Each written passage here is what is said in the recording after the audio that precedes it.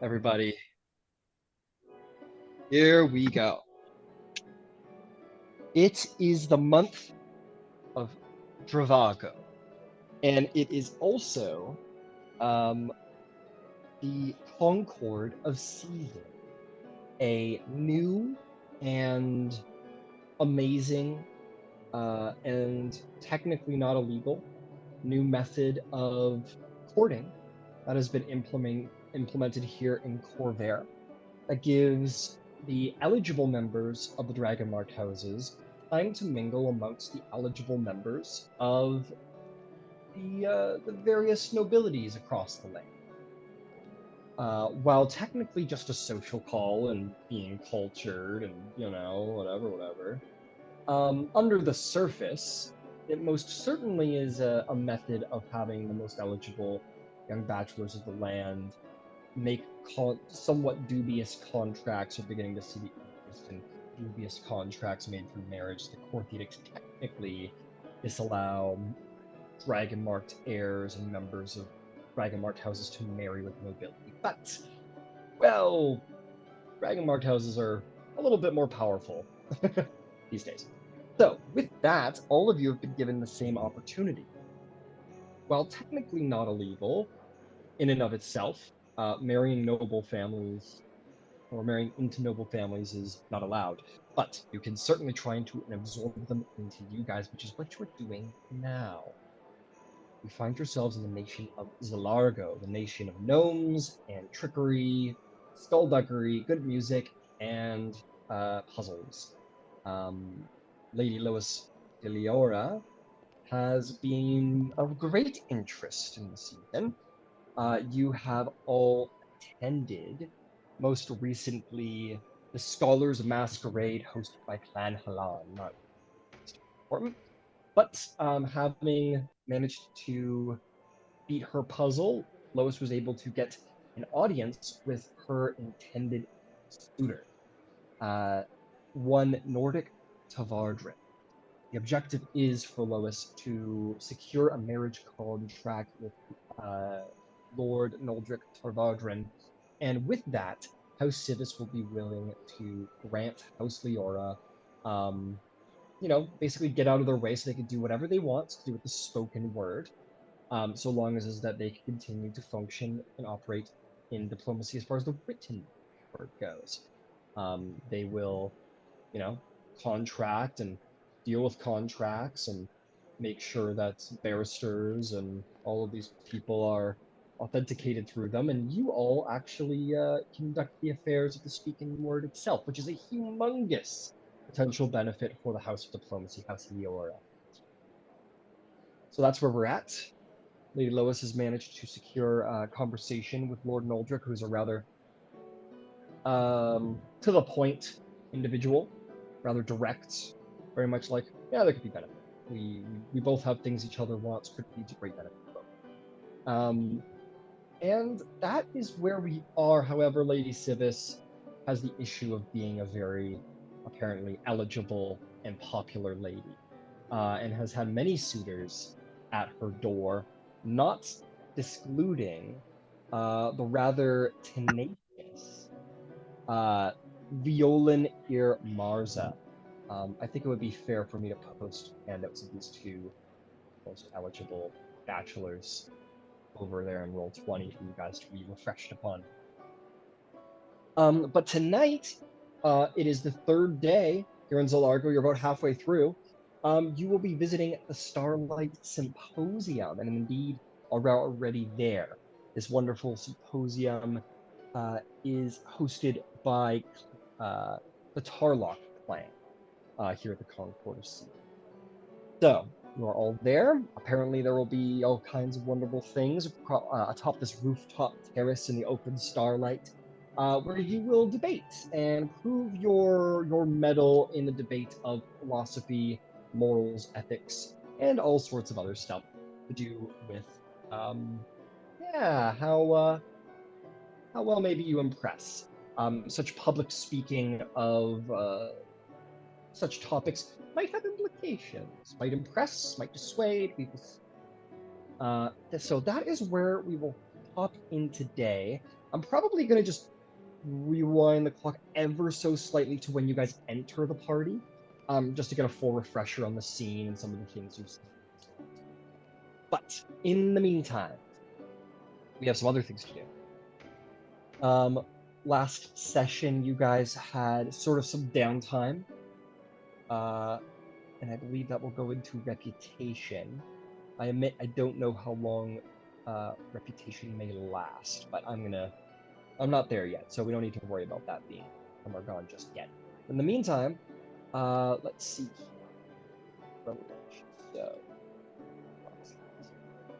Okay, so Lois, I am gonna wow you here.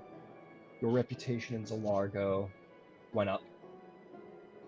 So you are at a 1. I believe this is our first time. Oh no, this would be the second. You guys have spent 2 days in Zilargo, so your reputation in Zilargo is at 2.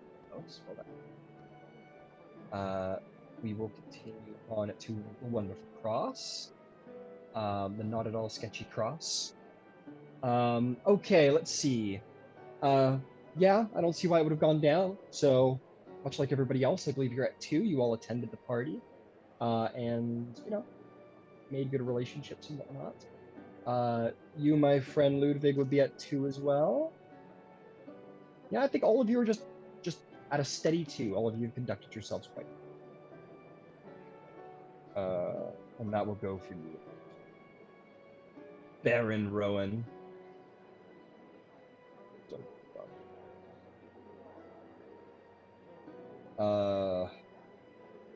Z for Zilargo. Beautiful. Okay, cool. Yep, your house is conducting yourself quite well. Next, we gotta go to the rumor mill a little bit. So let's check out the rumor mill here in Zilargo. Now that you guys have actually had a couple of days here,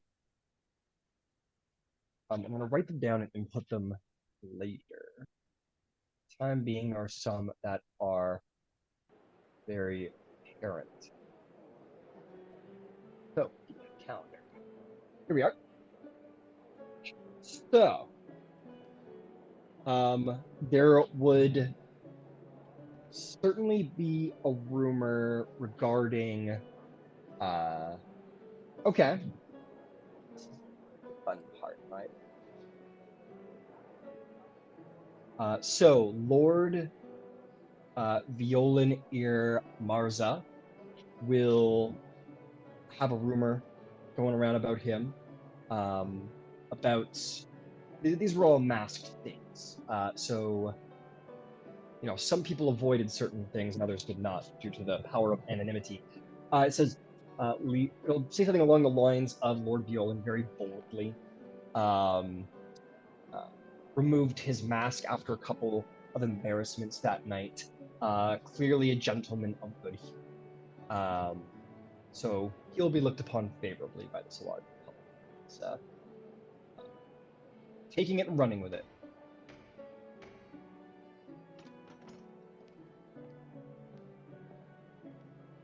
Good humor. Cool. Okay. Who else we've got? That did not happen. There would be one, of course, regarding Lord Noldrick stating Noldrick has called on nobody during his time. So it doesn't seem that he has anyone, at least the public believes there's no one of significant. There would be one about you guys. Let me put it down.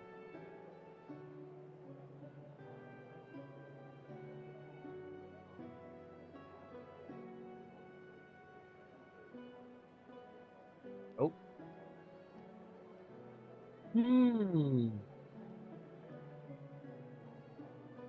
There is a rumor that House Leora seeks a match to control the courts of Zilargo, and intends to use the power of diplomacy for the purpose of violence. Seems that there are some bad mouthings going on behind the scenes regarding House Leora. Ryan. Yeah, Sorry, just can you turn on the music just a little bit sure. to hear you better? To hear your beautiful voice better. That Thank you. better? Yeah, that should do. Got it. Got it. Okay, so so that you guys basically are here to do conquest through diplomacy.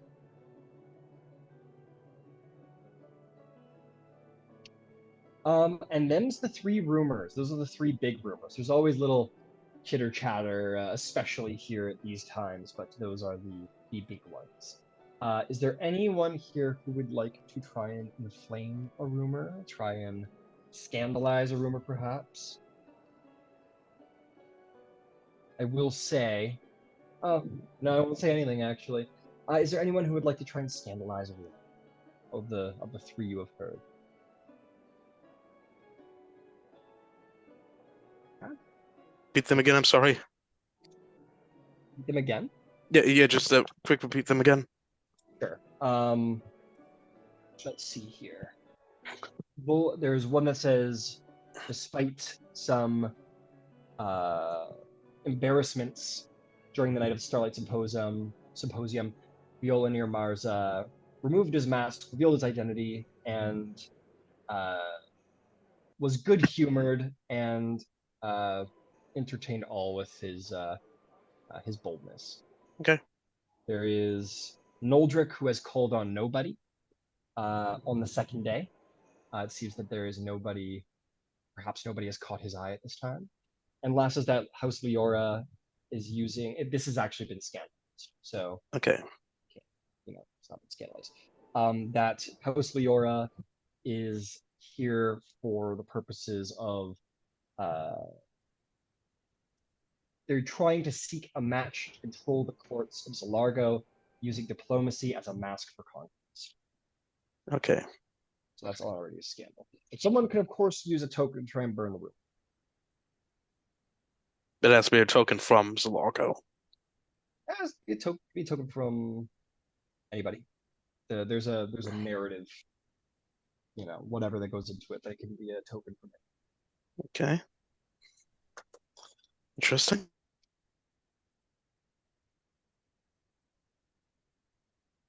Okay. Not at the moment. Yeah, not at the moment. All right. If that's the case, that'll bring us to Starlight Symposium. Let's go over there. As a reminder, you all lucky people get to travel with.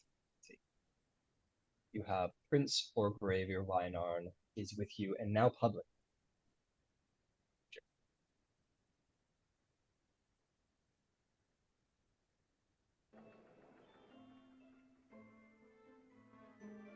I know it's me because I can't hear anything at all.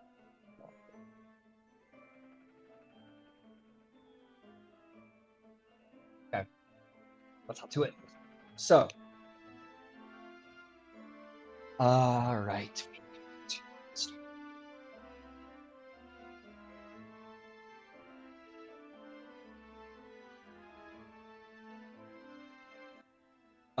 Okay. You are all step off of your various your little riverboats and find yourself walking to the rooftop terrace of the wonderful estate of Clan Tarlock. You are on a rooftop terrace, open to the stars, ringed by enchanted light posts that are cast as starlight orbs over the gentle light. Clearly an illusion that has been built, but nonetheless, the stars become easier to see despite the city lights below and the great mountains beyond. Crystalline benches and speaking podiums shimmer with moonlight. Ivy and night blooming flowers wind through wrought iron uh, trellises. There it is. Um, Magical scripts float into the sky above, displaying the highlighted quotes from speakers in real time. When people seem to talk and there's a little applause around, those words seem to almost appear in the sky so all may hear the wonderful things that are being said across the land. And soft string ensembles play beneath adorned awnings, and uh, servers circulate with crystal flutes and chilled elixirs, and platters of wonderful little hors d'oeuvres. Uh, it is a delightful affair. Um, I want to see if I have it still, just in case. But Lois, I believe last session when you entered the party, you received a a secret message, if I'm not mistaken, while the everybody was speaking, if I'm not mistaken. That marries with my recollection. So it's been a minute and It sure has. fuzzy happens. Absolutely. Um, I'm just tracking it down. I believe it was read aloud, but just for a refresher, I'm gonna go. Oops. I'm gonna go track that down so review what it said. If you are still all right. Yes, I have it here. Oh, excellent. Would you like to do the honors? Sure. It was entitled Second The Second Calculation by VM. Let logic speak first. It always does. With clean blade lines and airtight theorems. A mind like yours carves past through fog, finds corners and curves, silence and sirens. But what if the second thought, the one that you discard, is not a weakness but a door? The moment the formula bends, that is when I found you, not in charts or citations, but in a look you didn't mean to give me. I'm not asking for chaos, I'm asking for proof that no one else wants, that you are allowed to be moved. Push green and everything works, push red and you rewrite the system. Now, of course, that is above table. Thank you for a lovely reading. But Lois, as the beginning affairs open, you have received this letter, and I believe you rolled very well, and you kind of are able to decipher this strange message and kind of read it to yourself. While the opening ceremony begins, you would see an older gnome. Most of you would. An older gnome stepping forward who would speak loudly and say, welcome, one and all.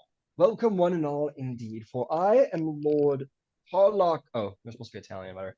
I am Lord. Oh, I'm not gonna get it right. Never mind. Maybe I'll work on it in the middle. Welcome to the Starlight Symposium. Clan Tarlock is most glad to have the Concord of Seasons hosted this place. Our events are as follows.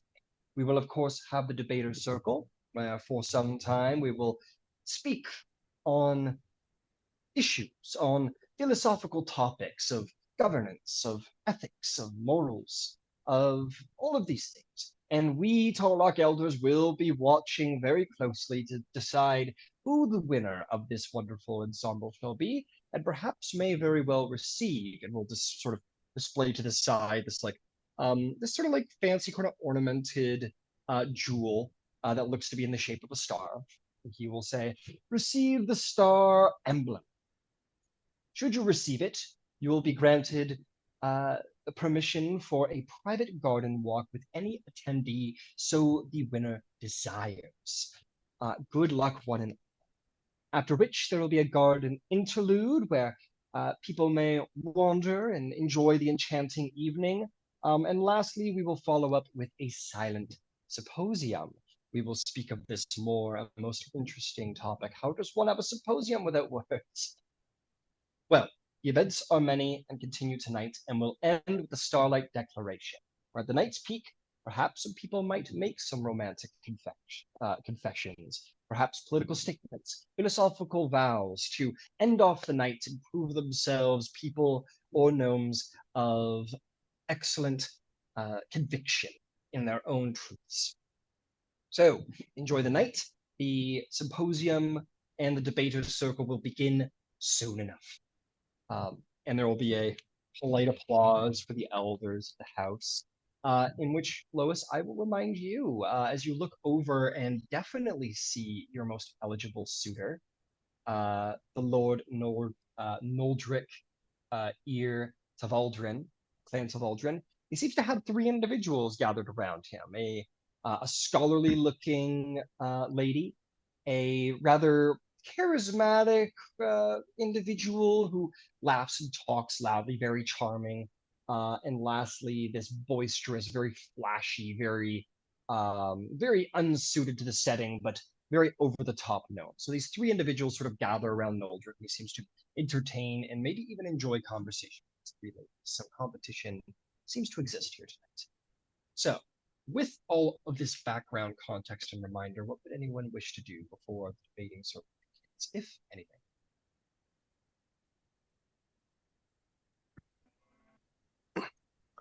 I can I get a layout of the place? Yeah, largely it is a terrace. Everybody seems to be gathered here on the terrace. There are some entrances into the house itself below, for the sake of needing to use the privy or having a private moment to, for whatever reason, maybe a private meeting. But largely everything is taking place on the top of this terrace. Um, it is a very large open space with benches and speaking podiums. Um, yeah, this is sort of like a large, almost garden forum. Okay. Are there any beverages or food tables? Most certainly, you would see the many servants wandering around with crystal flutes and hors d'oeuvres. I get a drink for me and Todrick. Okay, cool. Yep, Taldrick takes it and like puts back one, replaces it immediately, and drinks another half of it. Don't don't drink too much. I don't have to. I'd have to carry you back to bed tonight. Carry you back tonight. He looks over at your bodyguards as well. Isn't that what he's for? Feels like he can't feels like he can only carry one person. But if I get drunk, he can't carry the both of us. He, he chuckles. Well, both of them chuckle. Um, and uh, yes, and Mordrick says, "Well, then it sounds like I got to. I do need to get drunk to force you to stay sober, and it'll be a great service to Karnath." Hey, good, great. So feels like and a true friend at that. Uh, and uh, and I tell and I tell Soren like also keep whisper to Soren like also keep an eye on Todrick. I mean, don't make sure he gets too drunk that he makes a mess. He he nods and kind of gives Todd the look a little bit. Um, and but yeah, he remains stoic as ever and is keeping an eye out for any hmm danger. And I guess I'll walk my way over to with the prince, I suppose.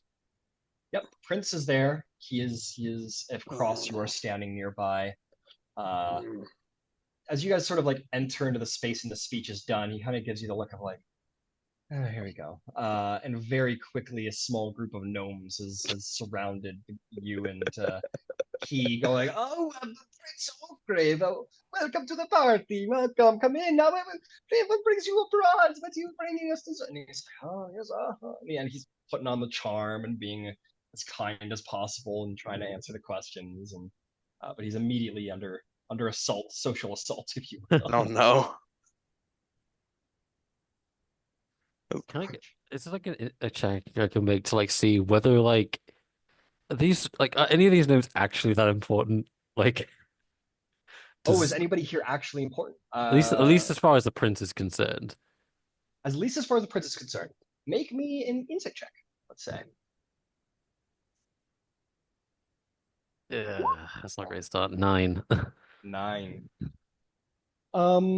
You know that the prince is doing this to seek marriage, and with a 9, all I will say is that maybe the prince, given his position, shouldn't be too picky if he finds a very Okay. helpful marriage alliance, but you don't know who that might be around here. Cross just kind of stand by, fairly passive. Um, yeah, very passive, just kind of keeping an eye on things, uh, and we could role play where the gnomes are kind of all over him a little bit, and uh, ironically, the prince is probably hoping the debate starts soon so that everyone stops talking to him soon enough. Fantastic. Uh, yeah, Shell looks a little overwhelmed. You and Ucross have not flown under the radar, but certainly not gathered this much attention. And see Shell kind of, there's a lot of people around. His head's on a swivel. You have to get used to Um, this show. It'll only get uh, worse as the days go by. See, there's like a slump in his shoulders. He isn't speaking because you're in mixed Fleshborn company, but you see the slump in his shoulder and kind of the little light go out of his eyes a little bit. um, Before we come to the star of the show here, Rowan, what about you? What's Rowan up to? Anything important? Honestly, no. I think that she's wanting to be close enough to support Lois in whatever way she needs to be supported, but this is not her day, right? And so she's a wingman, right? She's a lady in waiting. Very kind, very very kind.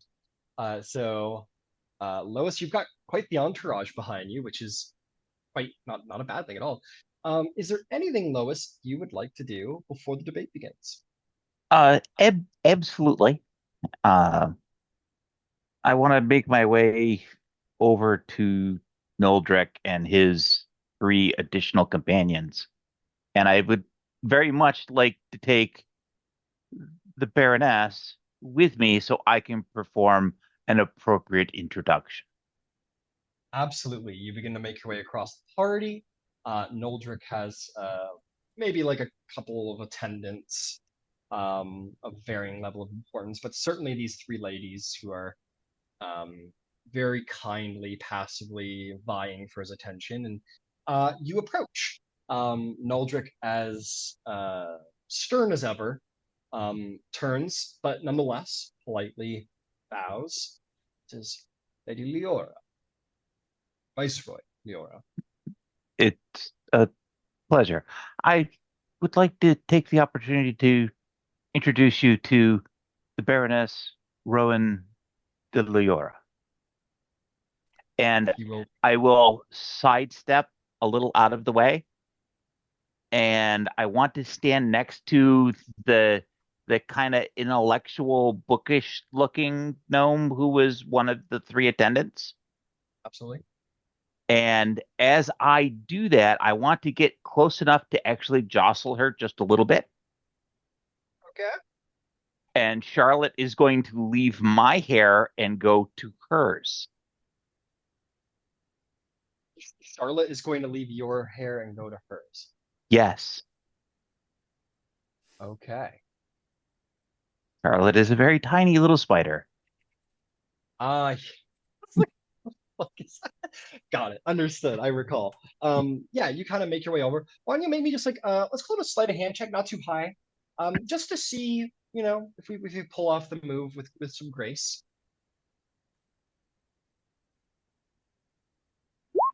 Apparently, I have hung out with Holden a little bit. That'll be 21.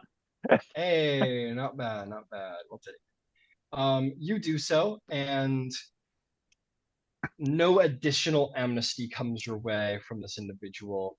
From a very polite stepping in the mixed company, she's not going to kind of fuss, and you do so with some grace. And yeah, a little handoff is made, but none are to know. Very well done. But Lord Tavardrin will regard you, Rowan, and does so with some interest. Says, goes, Baron Leora, congratulations on your ascension to your barony. Thank you, Lord Tavardran. Your house has made some splash in the Korenberg Chronicle these last couple of weeks. I have noticed. I'm sure you have. Well, I look forward to seeing how you debate this evening. What's House Leora's direction looks like. Should be an excellent evening. I'm looking forward to it as well. He will nod, and he will look over to you, Viceroy Lois, and says, "And how are you faring this evening, I Viceroy?" am enjoying a magnificent event here under the stars, and I look forward to a lively and moving series of debates.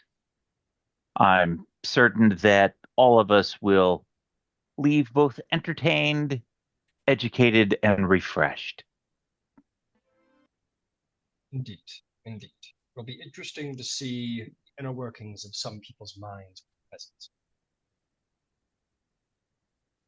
Now, if you'll excuse me, I must tend to my own affairs. I will see you later this evening. It's been a pleasure. And he will give the same regard to you, Rowan, and to the other three ladies, and he will depart. The other three ladies make varying levels of polite exits themselves. Good evening, good evening, good evening, and will meander into the party as the subject of their interest has gone away. But some perhaps appraising looks follow you, Lois, as your clear competition.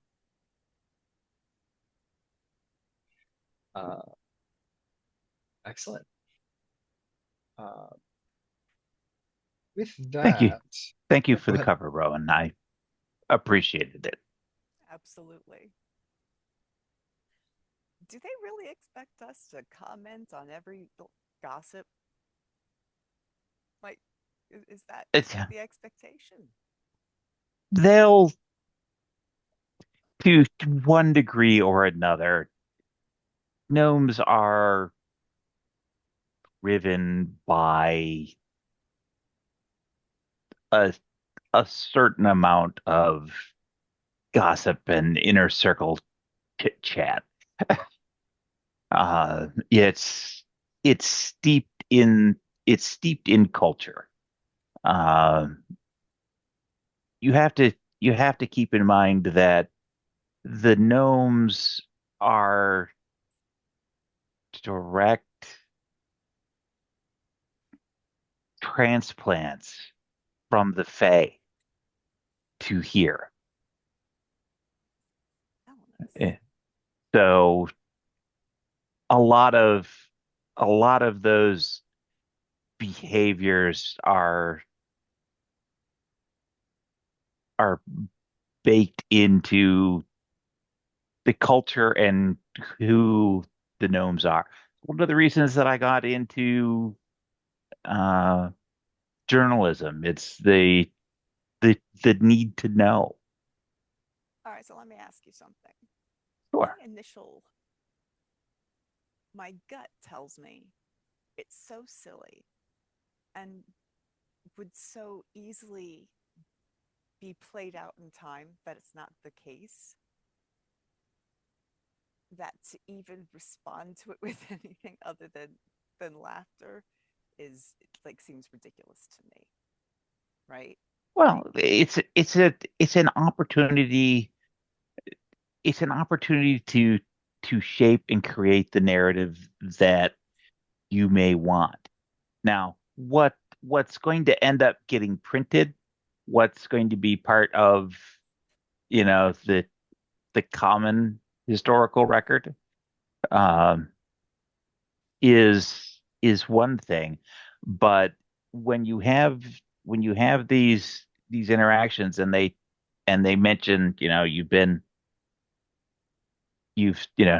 I've seen that you've made a splash in the paper. It's an opportunity to control that narrative. Um, if there are things that you like that are a good direction forward, you can laud on those. If you want to make sure that other pieces are met with the derision that they ought to be met with. It's an opportunity to, like, quite literally laugh about them. All Um, right. and it will give you an opportunity to steer that. Um, the but ultimately, it's it's something that has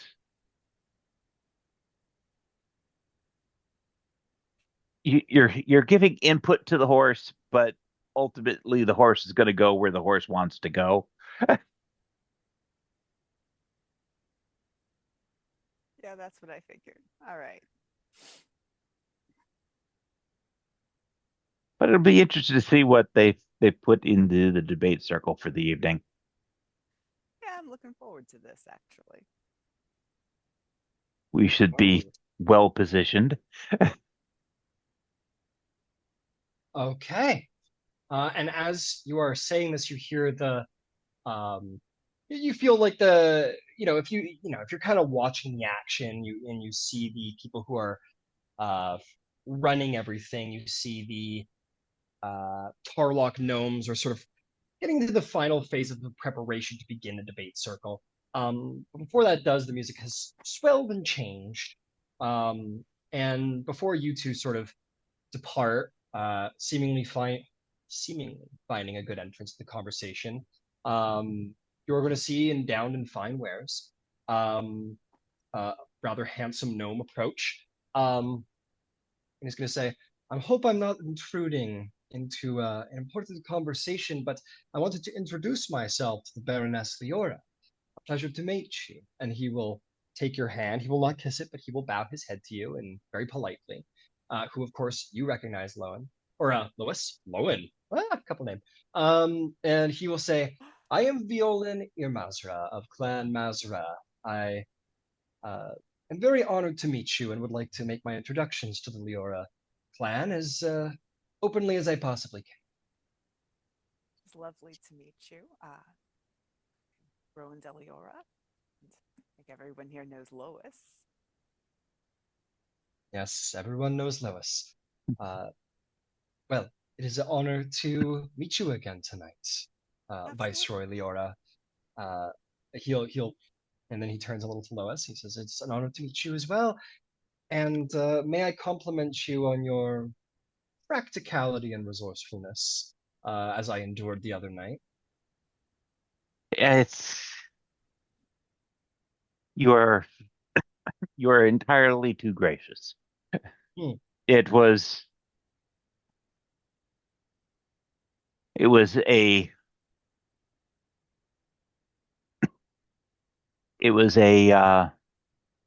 robust response that you put forth, and you handled it with aplomb and grace. I'm honored you think so. I think in Zilargo it is important not only to know how to trick, but how to play off when you've been tricked, because not getting tricked and being raised in this place is uh, well, it's impossible. Let me put it at that.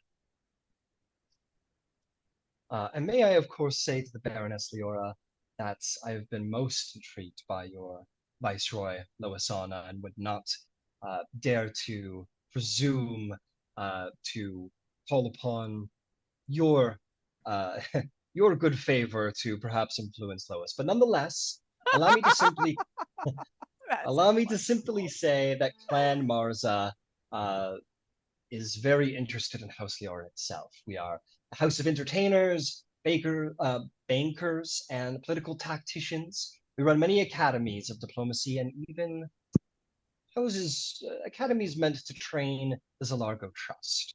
We are a pretty good clan, and apparently that's important around here. But with all my cards on the table, I think I will simply give you some space now. Good luck in the debates tonight, Baroness and Viceroy Lois. Intoxicating as Thank you. he will bow most kindly and humbly, and he will.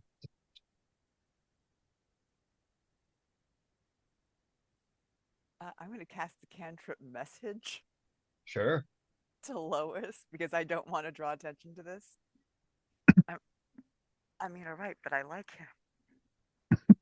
To be perfectly honest with you, I like him too, but that's not going to get us what we need. Boo. Fine counter-arguments. With that said, um, the night begins. It is the time for debate as the crowd is hushed and the words in the sky begin to fade away. They will again begin with the presentation of the speaker tonight. You will hear him speak. This gnomish individual of again later years, not quite so old as the last elders, but nonetheless a little older. You'd see that the elders, maybe about 5 of them, of various male and female gnomes, sit in chairs nearby, sort of like up on the stage and listen to the various debates. But this younger gnome will speak. He is going to say, "Welcome, one and all, to the debater circle. I am Sanon of Clan Torlock. It is an honor to see some familiar faces and some new ones from abroad. Allow us to begin. So, in regular intervals, we will give you topics. The debate will last for 5 minutes per topic, and the winner shall receive star emblems. We have a set number of topics, and if you could propose the finest debate, then you may be awarded by our wonderful elders of the house. So, let us begin. The first matter of debate tonight is the topic as such. Is it ethical to suppress dangerous truths for the greater good? I shall repeat once more. Is it ethical to suppress dangerous truths for the greater good? Whoever would like to step forward to begin the debate may do so now. Ludwig puts down his glass, and he'll step forward forward. You'll hear that the starlight will sort of shine by Viceroy Ludwig de Leora of the House Leora, and you may begin to speak as the starlight will inscribe your words.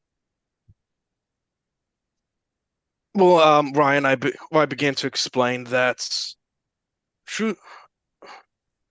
I will be timing this in truth. Like, so okay. I'm just going to make it succinct and just sit and make it a summary.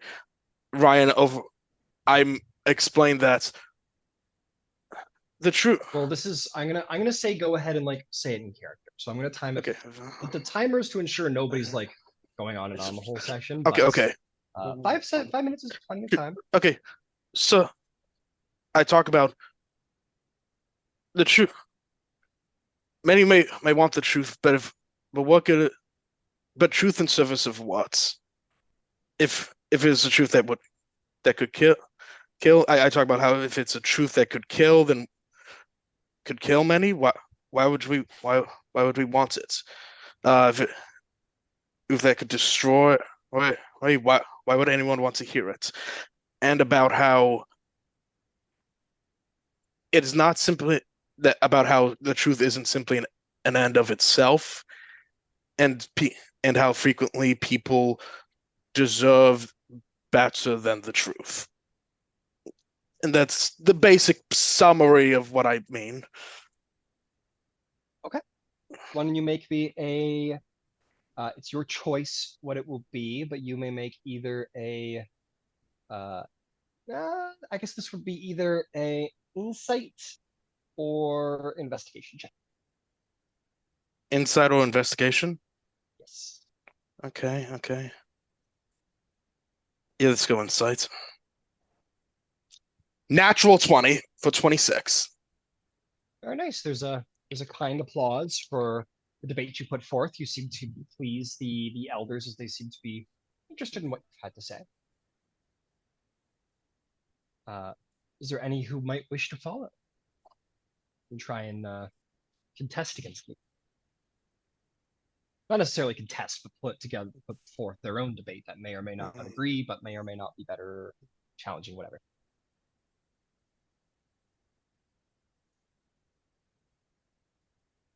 No. Okay. We will say that Ludwig puts forth such a stunning debate topic that none are willing to follow. And a very fine applause is sounded, and you, Ludwig, will be presented with indeed. Oh man, I tried to organize so well. You'll be presented. They go, oh, excellent, excellent for the Viceroy Ludwig de Leora. The debaters' circle presents to you a star emblem, where you may indeed personally request a private garden walk with any attendee present. And they present this to you, Ludwig. Some people look a little biffed and maybe like quietly feel like he isn't even here to court. Like I swear. Some people are kind of bitter, but nonetheless, you are rewarded, and you have seemingly succeeded at the first of the topics. And the presenting gnome will say, "Excellent, excellent. The Lord Ludwig has shown us his brain, and now we would respectfully ask that the Viceroy, as you have already won once, step aside from future debating topics. Let us continue. Let us continue henceforth with our next topic." I take a bow and I leave. Yeah. Take a bow and you leave, and there's light applause. Should dragon mark houses be permitted to interfere in national governance? I shall repeat the question. Should dragon marked houses be permitted to intervene in national governance? Who would like to step forth, and who would like to put forth their debate? You said, point of clarification, the first time you said interfere. The second time you said intervene. Could you please? Oh, sorry, I meant interfere. The word's interfere that he uses. Interfere.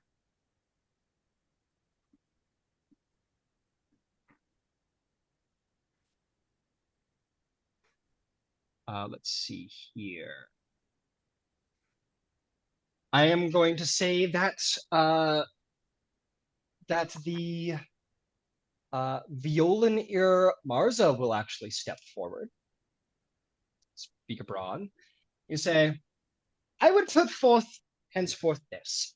Idealism aside, the dragon-marked houses already influence government, and they always have. The question is not if they should, but whether we can make their influence serve for the public good. Leverage is power, and denial is naivete. Otherwise, if we are being quite so honest, why do we even hold these concords? And there is a clause. And apparently he rolls very excellently. Enough so that people, well over 20, people let out good and amused applause for his debate. Yeah, is there anybody else who would attempt to contest or put forth their own debate in this matter? With that, Violan Irmarza has presented his own. God, sorry, I gotta bounce around a little bit here. He is presented with his own star emblem, which he accepts with grace, but kind of works the crowd a little bit, and is like, oh, and everyone's like, he gives you a little. He maybe finds you, lowest through the crowd, gives you a little wink, and steps off the stage. And with that, the presenter will speak broadly. Very well, for our third debating topic. Is it noble or naive to expect transparency in a society safeguarded by secrets? I will ask the topic again. Is it noble or naive to expect transparency in a society that is safeguarded by secrets?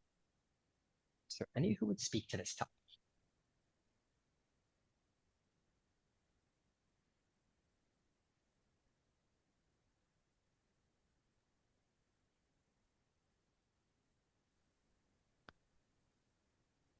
Nobody wish to speak?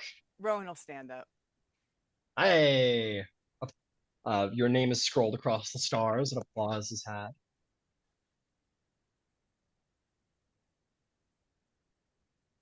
Repeat the. Is it noble or is it Is it naive? Is it noble or naive to expect transparency in a society safeguarded by its secrets? It's both. What it isn't is practical. That doesn't mean that it's not aspirational, that it shouldn't be something that we strive for.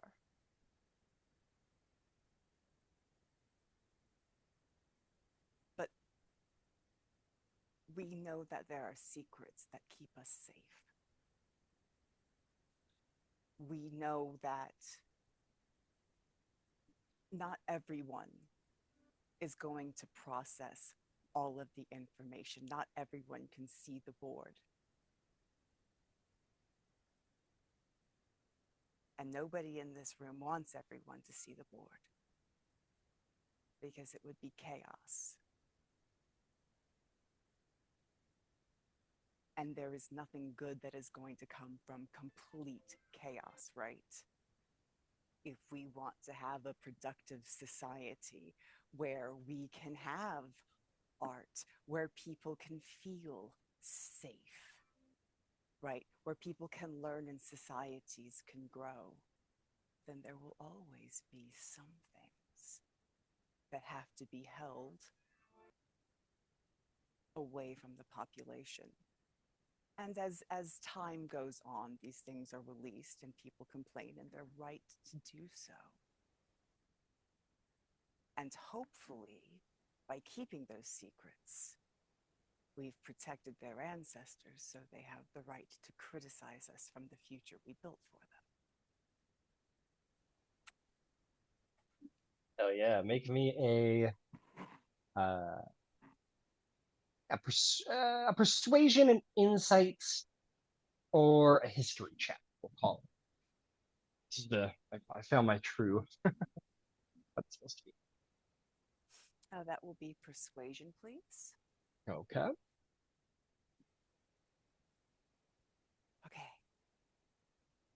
No, not you. You. Don't fuck me. Haha! All right. That's not bad. That's not bad at all.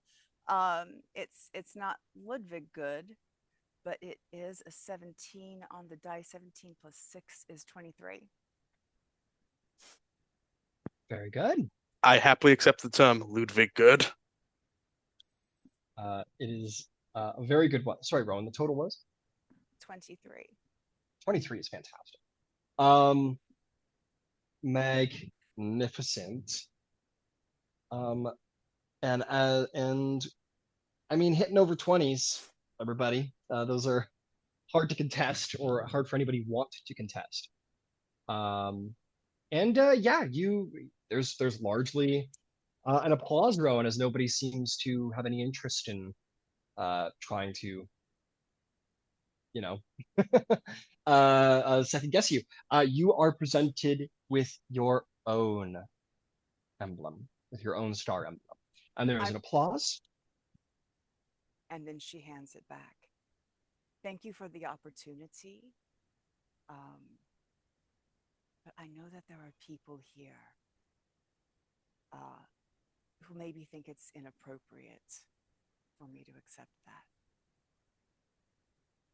So out of respect for the night and the culture, and out of thanks for letting me participate, I would like to put this back into the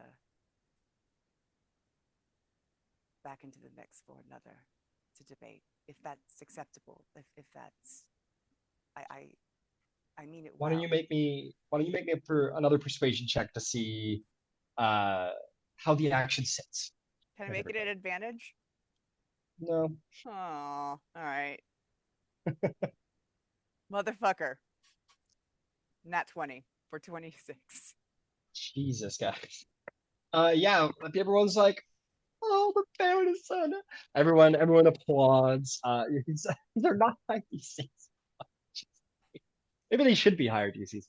There is an applause of thanks, and he says, "Well, Baroness Leora, a most kind and thoughtful gesture. Perhaps instead of accepting the star emblem, perhaps you might add to our debate. Is there a question that the Baron of House Leora would propose to the debate itself?"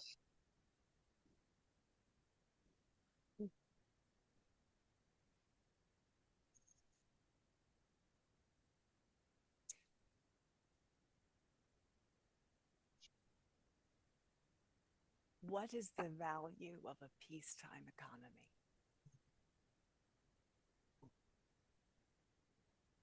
There's a applause, and you are welcome to step off the stage. And with that, he says, "Excellent. A question has been put forth. The question being from the Baron Leora: what is the benefit of a peacetime economy?" And for all those, as a reminder, a peacetime economy is an economy that focuses on civilian production and consumer needs. What is the benefit of this economy? There is perhaps some quiet amongst the room, as a peacetime economy is not something heavily considered in such a noble arena. Very well. There was some quiet. Would anybody answer the Baroness's question?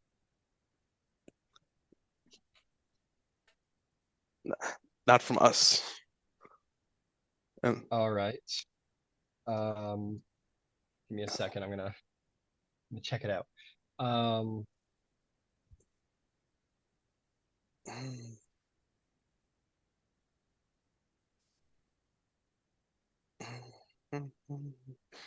I can answer, but I'm also not all of these many characters around the room. No, Well, you're not.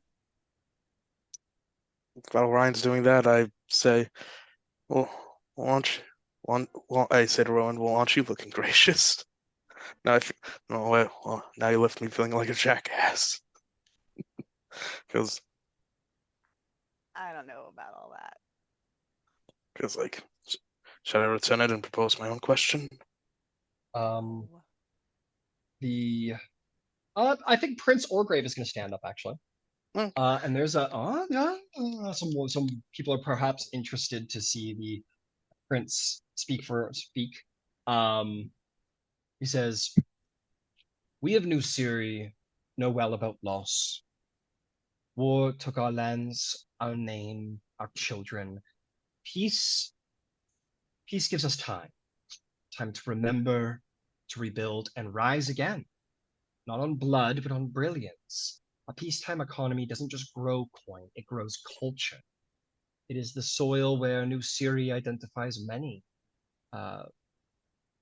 places to finally take root. War can be very beneficial, but it is in peace where those who have been devastated by it can see themselves regrow from their fragility and redignify themselves through innovation, social healing, hard work." He will roll as well. And there is a general applause. I think Noldrick, however, is going to stand up to debate against the prince, however. He's going to say, "Thank you, Prince, for speaking. I would put forth such as this. War gives us clarity. Peace gives us questions. It is in peacetime that you learn what a nation truly values when the sword is sheathed.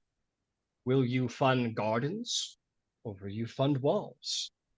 A peacetime economy reveals the character of the people and of a nation. For Zilargo, that means returning to excellence in commerce, arcana, subtle influence. But the true benefit, control. Quiet, lasting control. Peace in and of itself is not a moral victory, but an opportunity to consolidate cultural and economic dominance.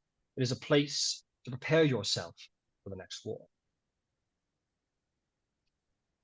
And it leaves some people kind of nodding in consideration, maybe a little taken aback by this sort of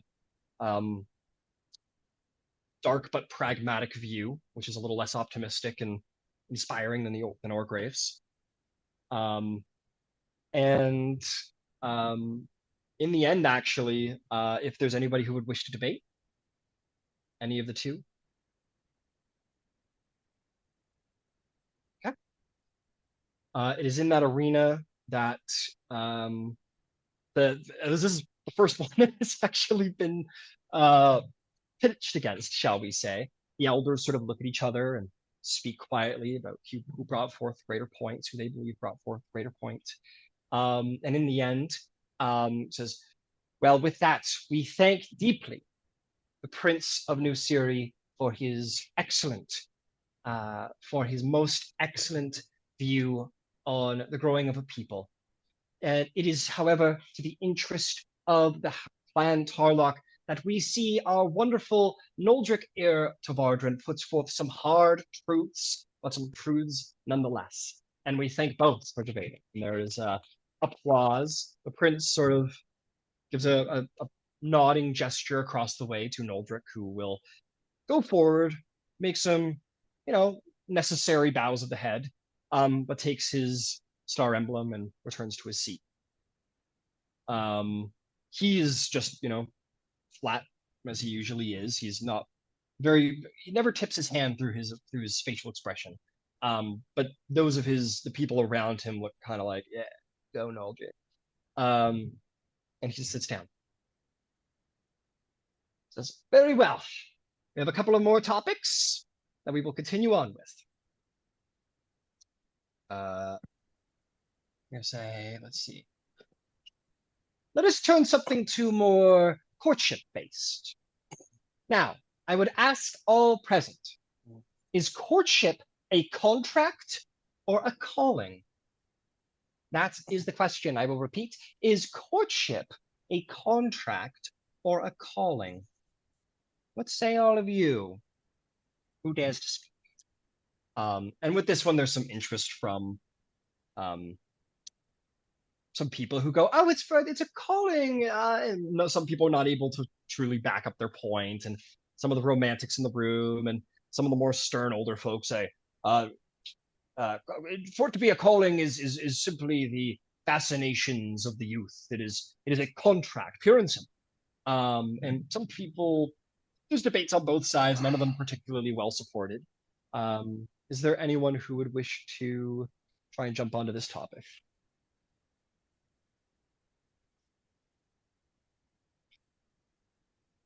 Ross will step in. Hey, Because he finds this topic Cross dumb. stands out. He finds this topic dumb. All right, go for it, Cross. The very question speaks of an inability to accept the harsh truth of what all this courtship really is. It is a business like any other. You are all seeking to form partnerships to further one station or to solidify what you already have. It's all contracts, even just to be clear, like they have, I assume they have like wedding registrars and stuff. Like it's all documented, right? Absolutely. Yeah. There's so much paperwork involved in the very idea of a wedding that the idea that it's anything other than the contract is baseless, and perhaps for those of common birth, they may have the ability to choose their partners based on matters of the heart. For those in this room, this is all simply a business contracts and signatures. There is no calling to be found here, and to describe what we do as anything greater than that is either a ploy to manipulate the hearts of those who don't know better, or the words of someone delusional enough to believe it.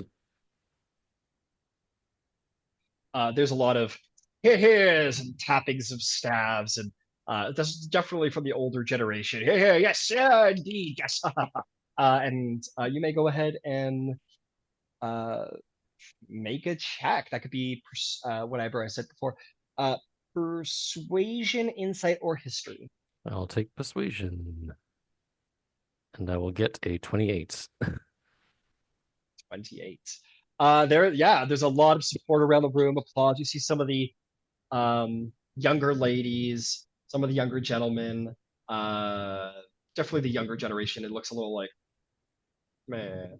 But a grand majority of the more matured, more perhaps intellectual, perhaps head of houses, definitely favor this approach.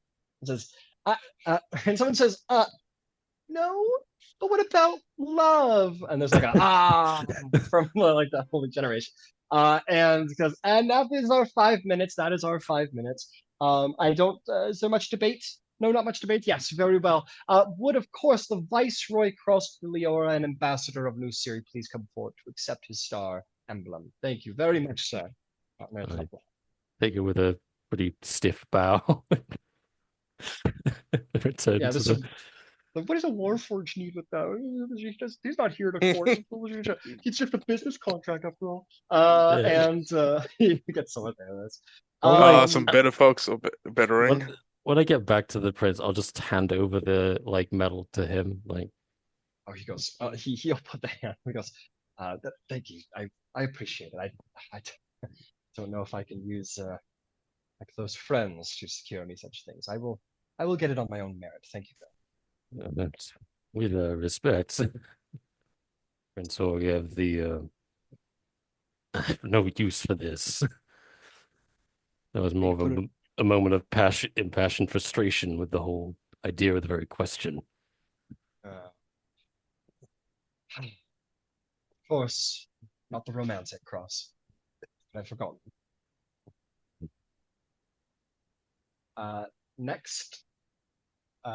Next question.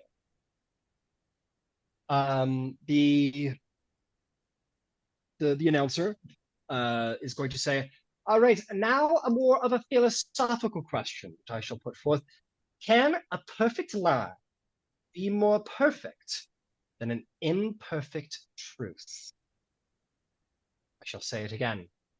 Can a perfect lie be more beautiful than an imperfect truth? Let us hear what it is you have to say.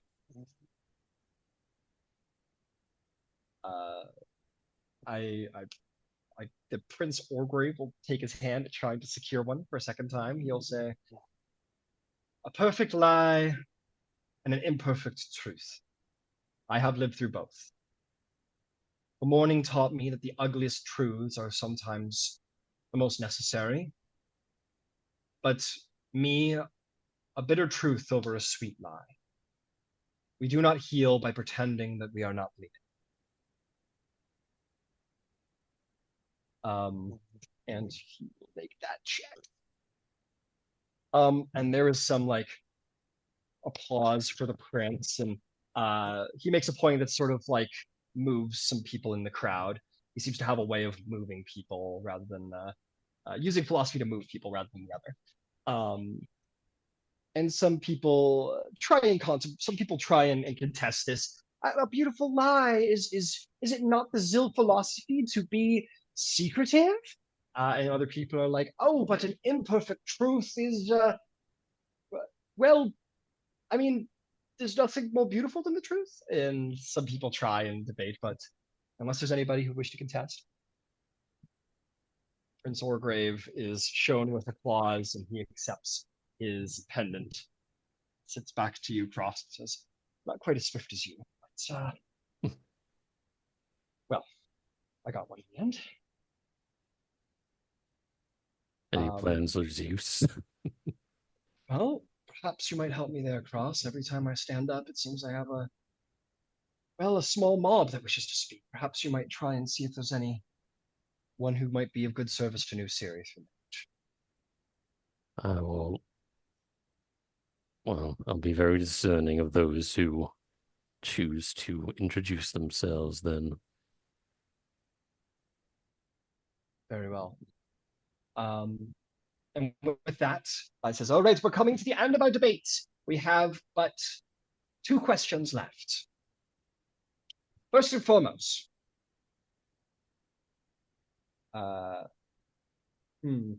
should magical surveillance be a right of governance or an infringement upon liberty? I shall say it one more time. Should magical surveillance be a right of governance or an infringement upon liberty? Who would wish to speak?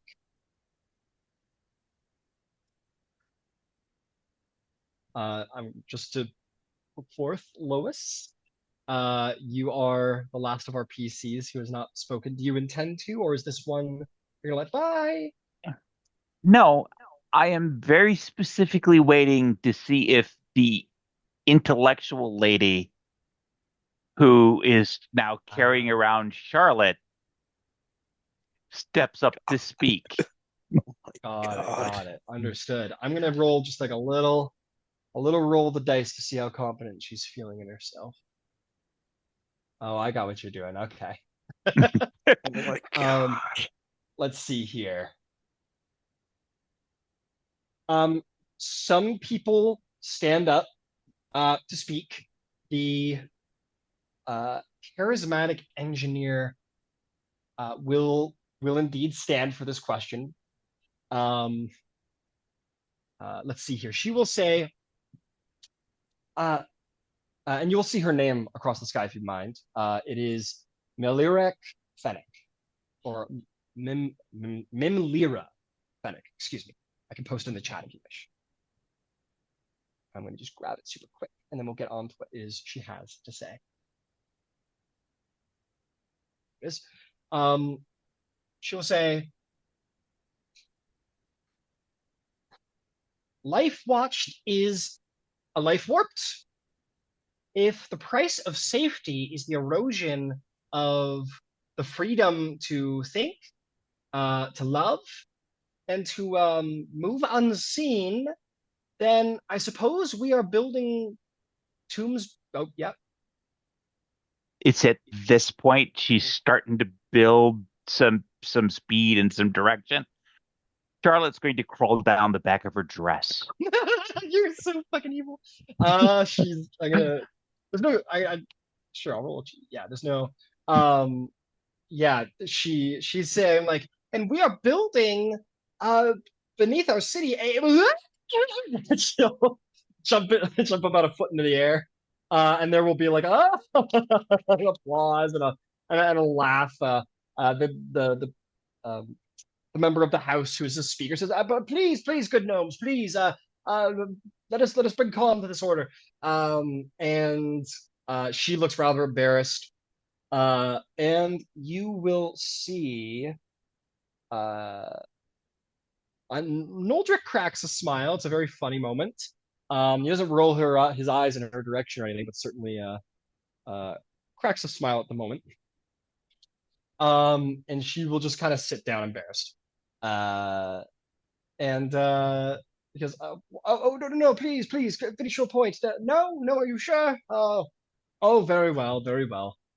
Is there anybody else who would wish to speak to this point? Should magical surveillance be a right of governance or an infringement upon liberty?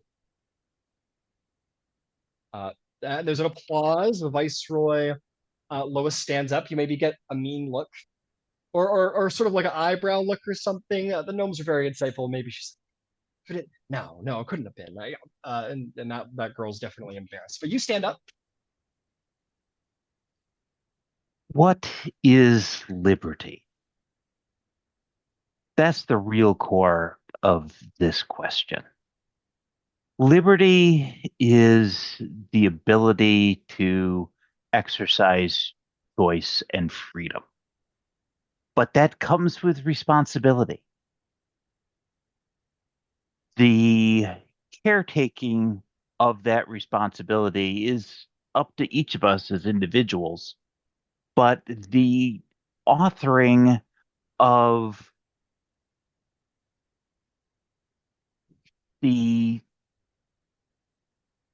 policy that is responsible for measuring whether that responsibility is met belongs to the sovereign state. The sovereign state must have within its panoply of options the right to surveil, be it by mundane networks of clandestine agents or more arcane methods. The opposition, who are going to do untold and horrible things, are already going to sequester and hide themselves.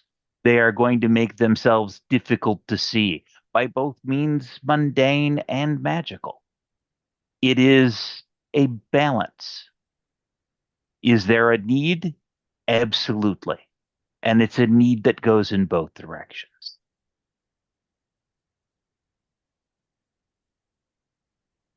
All right. Make me a history, insight, or persuasion check. We'll be doing history. Yeah. Ugh. And apparently I cannot roll for crap. So I'll take my 13 and like it. You'll take your 13 and like it. I'm thinking though, I'm probably going to give you advantage because your philosophy is very much in line with the trust and the general philosophy of Zilargo, which is what is going to appease this group. In that case, that's much better. That's a 24. Yeah. 24. That is an opinion much held by the general nation of Zilargo. So, no, in fairness, there was an applause for Lois. The idea that the sovereign state should, by the nature of being able to maintain liberty, have surveillance, and that is liked well by many people in this audience. Those are the traditionalists of Zilargo philosophy enjoy that, and in a society where everyone lives to be 400 years old, tradition is pretty important.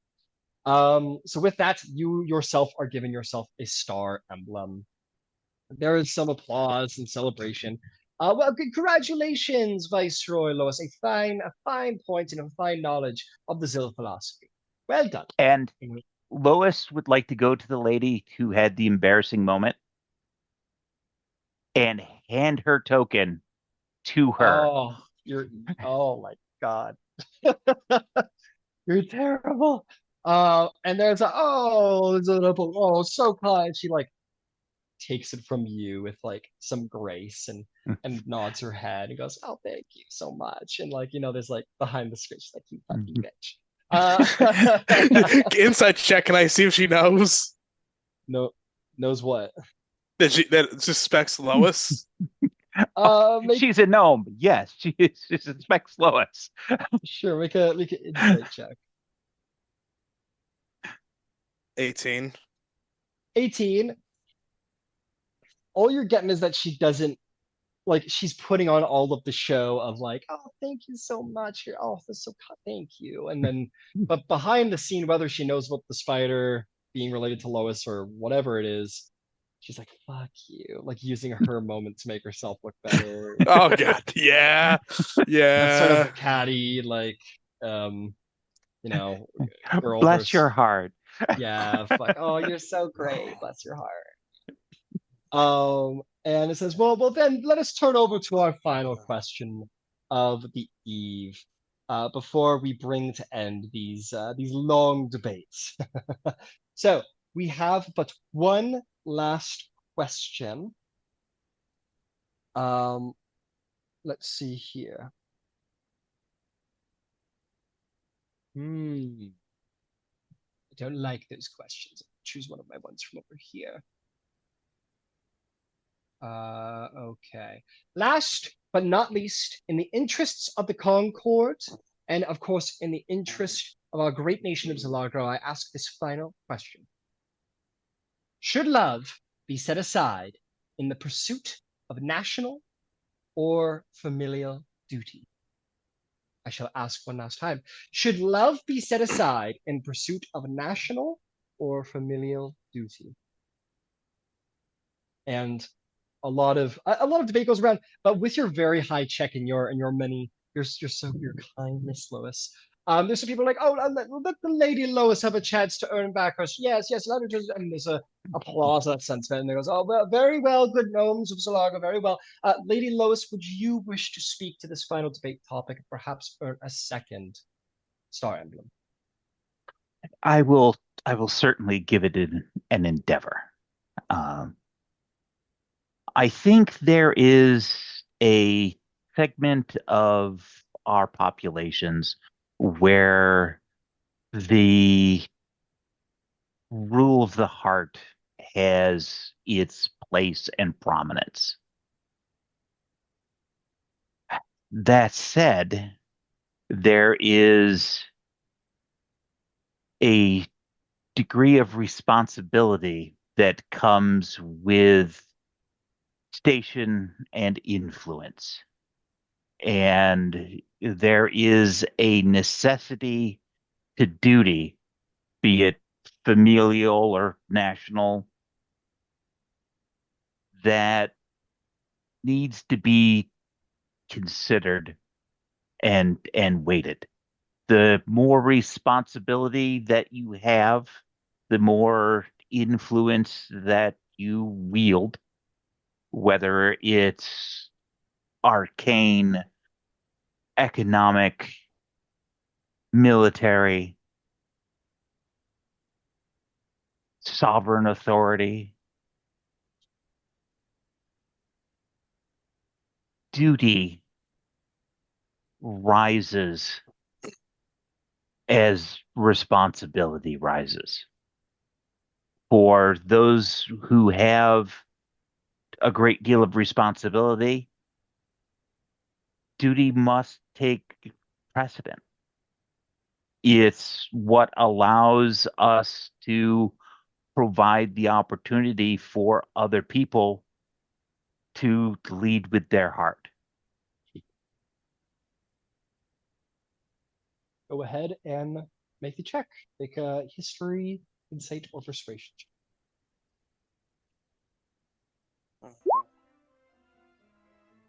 And that will be a 30.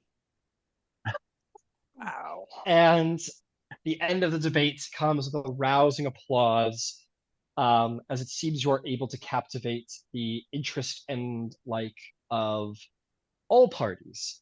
That those who would see love be put second to nationalism, to patriotism, and those who would see the duty of family for perhaps their youths for love are appeased, as too are the youth who are interested in seeing a path, a clear path to love, a way to have all and none at the same time. And everyone lets off a resounding applause for the Lady Leora. None dare debate you for that. And it says, and our final star emblem will once more, of course, go to the Lady Leora, Viceroy Leora. Amazing, incredible. And there is a magnificent applause. And all are very, very excited to have heard. And with that, says, well, as your host for tonight, I thank all of you for bringing forth so many excellent debating topics. We will now have our garden interlude, where people may enjoy the paths and balconies and light enchantments to enjoy themselves and have some conversation tonight. Feel free to continue debates on the various podiums around, and those of you with star emblems, feel free to find an attendee and see if you might intrigue them in a private garden walk.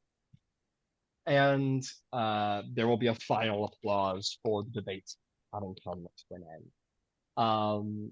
And somewhat quickly, you'll see certain people around. Well, actually, all of you earned all of the emblems. So I'm going to, but yeah, so with that, Prince Orgrave and all of you may rise along with all the other gnomes. And Prince Orgrave says, "Okay, Cross, quick, before I am unable to move, I must rely upon you. See if there's anyone here who might be of great service to New Siri, who I know you don't like love, but it wouldn't hurt. Very interesting. Prince Orgrave's asking this. The cross, yes. Oh, sorry. Sorry. Go ahead. I will make some rounds then, but I can't prevent anyone from hounding you while I'm gone. I am quite used to the hounding. It has been my job. Good luck. Good luck to us all. And he will. He goes, "Oh, Prince Orgrave, you defeated so far. Oh, that with his nose in the air.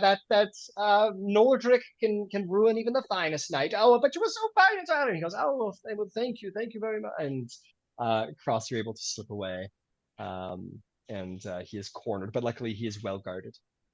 What would the four of you like to get up to at this point? All of you receive various pats on the backs and well wishes, and maybe after like about 5 minutes of receiving various fanfare from people who are just generally complimenting all of your eloquence. What would you like to do? Um, I'd like to start by casting enhanced ability on myself, All right. and I'm going to Uh, choose wisdom skills. All right. Fair enough. And I want to. Is would this be a perception? I mean, I guess I'd like to sort of like mingle and just listen in on the conversations. And there's two things I'm kind of looking for. One is anyone who kind of like, oh, this is really, really specific. I'm looking for anyone who's sort of talking about stuff in the sort of general vein of worries about upcoming war or feeling that like there's too much kind of military like volatility going on, that kind of sort of discussion. Absolutely. Why don't you make me? Let's call it a. Yeah, I'll call it an insight or perception check. It is your choice. Oh, the number's the same, but I'll roll perception. See how this Cool. is. That is. Oh, it's advantage because I have enhanced ability. Please be better. Okay, 21 for perception. Oh fuck. Very good.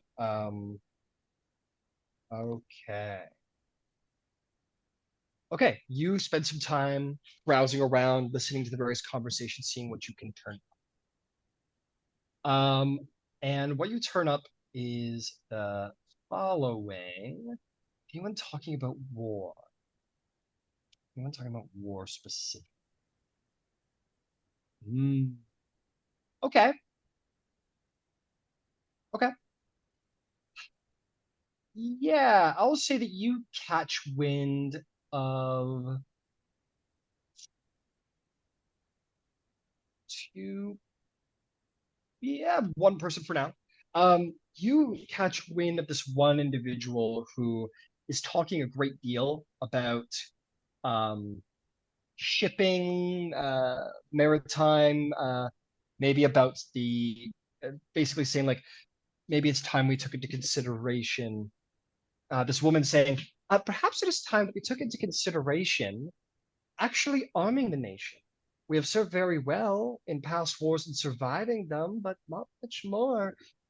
We have significant sea superiority. We should use it. And you are able to learn that this young lady is Tiana of Clan Lyris of Trollenport. I will give you all of Hmm. that. She's not met with good reception, by the way. She, speaks of the last war and about maritime control.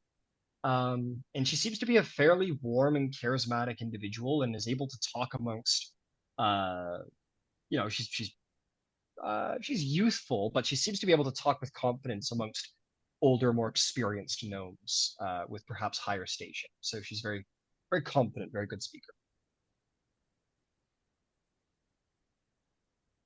That is the one you gather now. Let me see if I have someone else for you.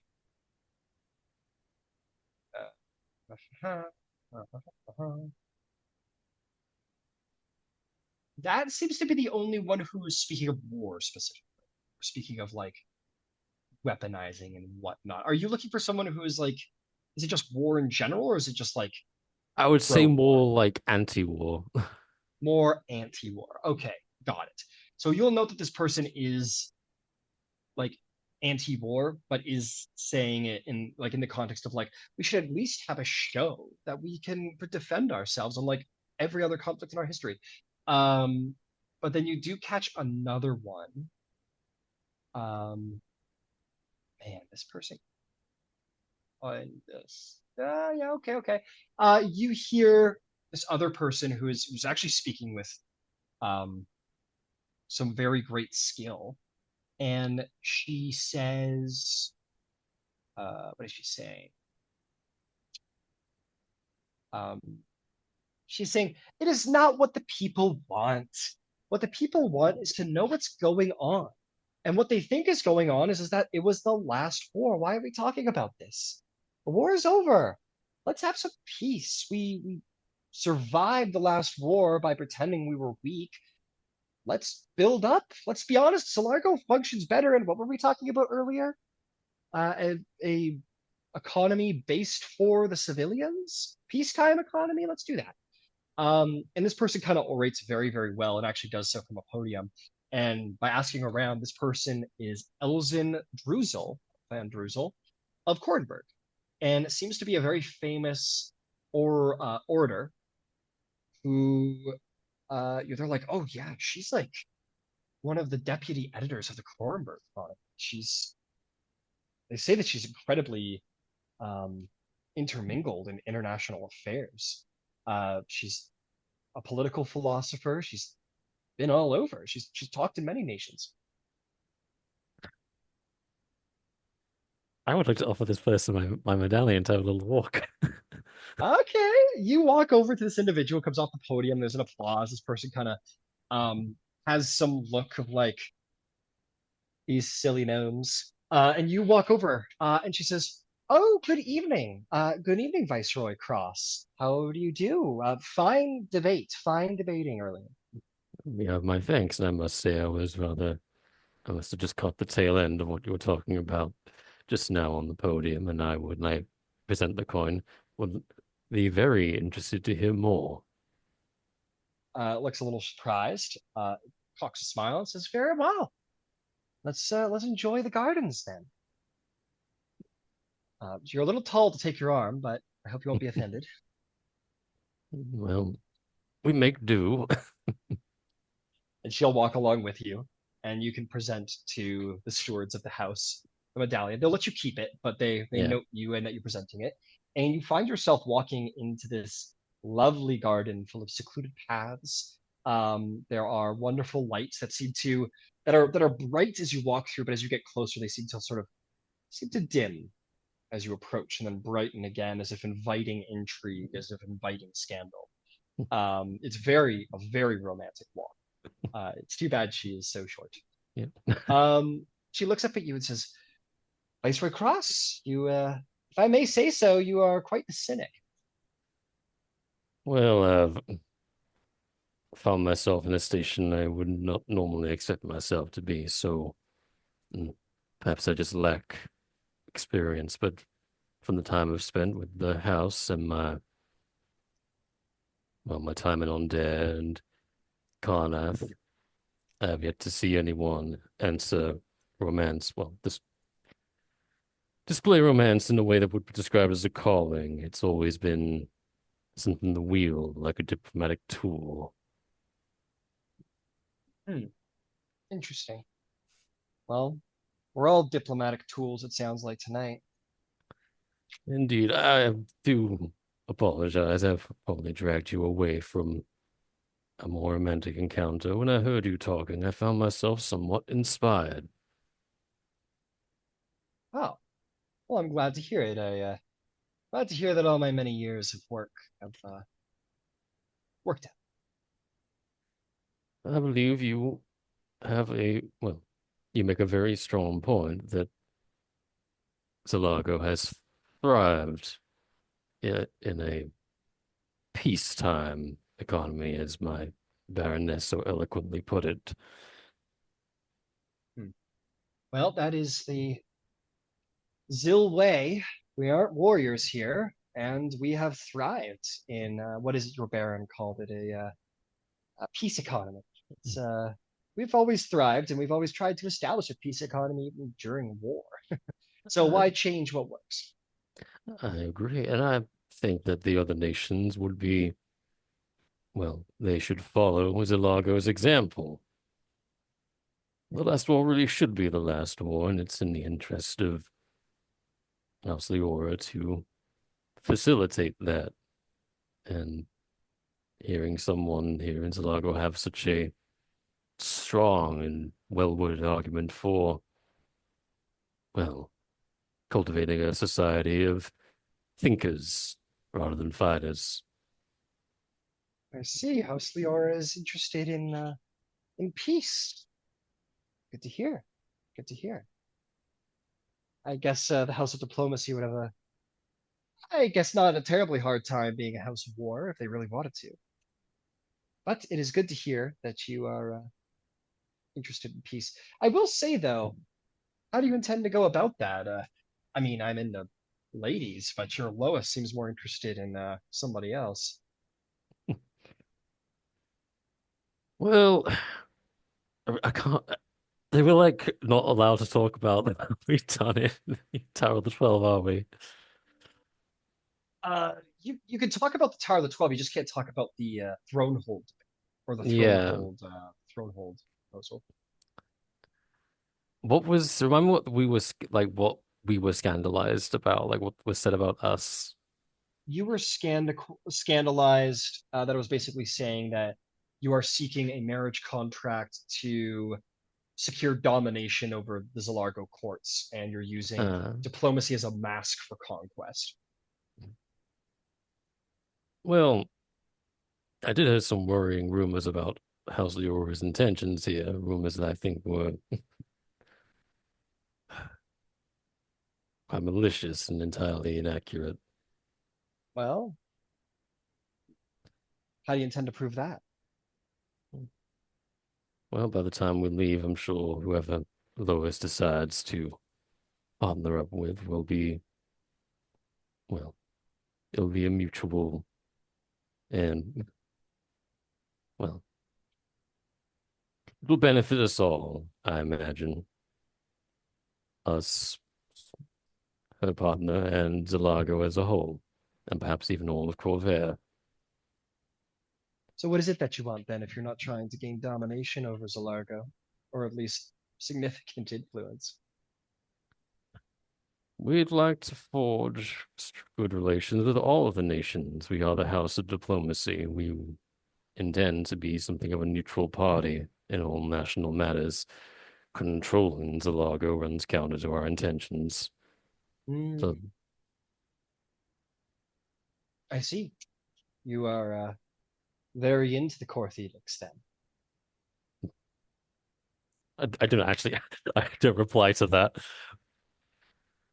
It is the belief of House Leora that we can serve as an intermediary between all the nations to perhaps aid them in following Zilargo's example.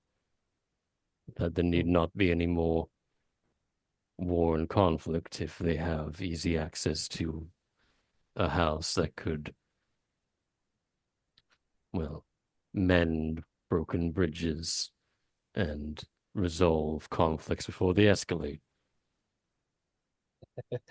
Could you imagine? So the trust all over Zilargo, or all over Corvair, probably be a little bit more peaceful. Hey, make no mistake. We may not be at war ever, but there's plenty of conflict in Zilargo. We're very quiet about it, is all. Yeah. Well, I got a question for you, if you don't mind, Viceroy Cross. By all means. I'm a big believer that people are ideas. People are ideas in emotion, in motion. So, especially people as important as all of you, what you do and what you say, it represents an idea. I'll admit, House Leora has put forth a couple of ideas, diplomacy, but Cross, you as an individual, what exactly are you trying to prove to the public? What do you represent?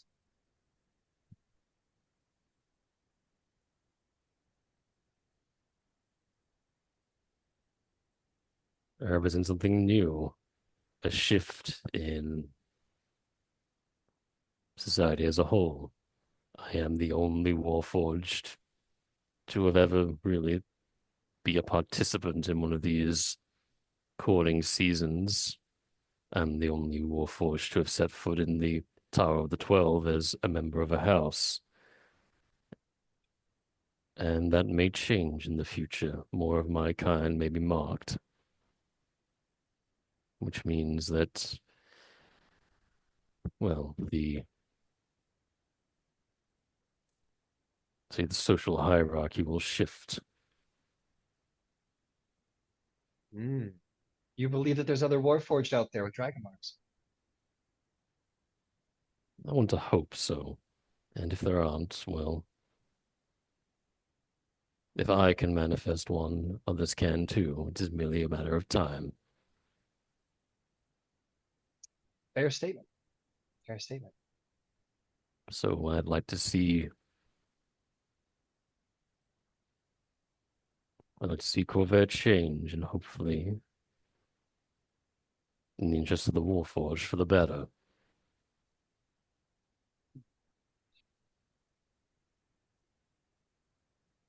Well, very enlightening talking to you. I will say, when you talk about the secret conflicts of Zilargo, I once spoke to a man in Karnath who alluded to something similar, but on a global scale, global, continental scale. There's a there was a suggestion that the next war won't be fought on battlefields with spells and swords. It'll be a war of intelligence, espionage, quiet assassinations, and the such. You believe that Cold War is going on right now?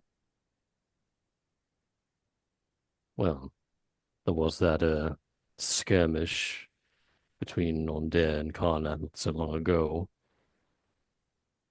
That is I true. imagine the prelude to that might have been much less public. That's fair. It did kind of get brushed under the rug, didn't it? Mm. And it seems that nations are getting along a little better than they could have. I imagine if they wanted to, either could have used that as the spark to make something more brutal happen. Maybe something more brutal is happening right now, but we just don't know about it. Indeed. But even if whatever conflicts do arise never see the true light of day, is that not better than open warfare and roaming bands of outposts and armies? That's a very interesting statement. What do you think? Do you think Cold War is more ethical than a proper one?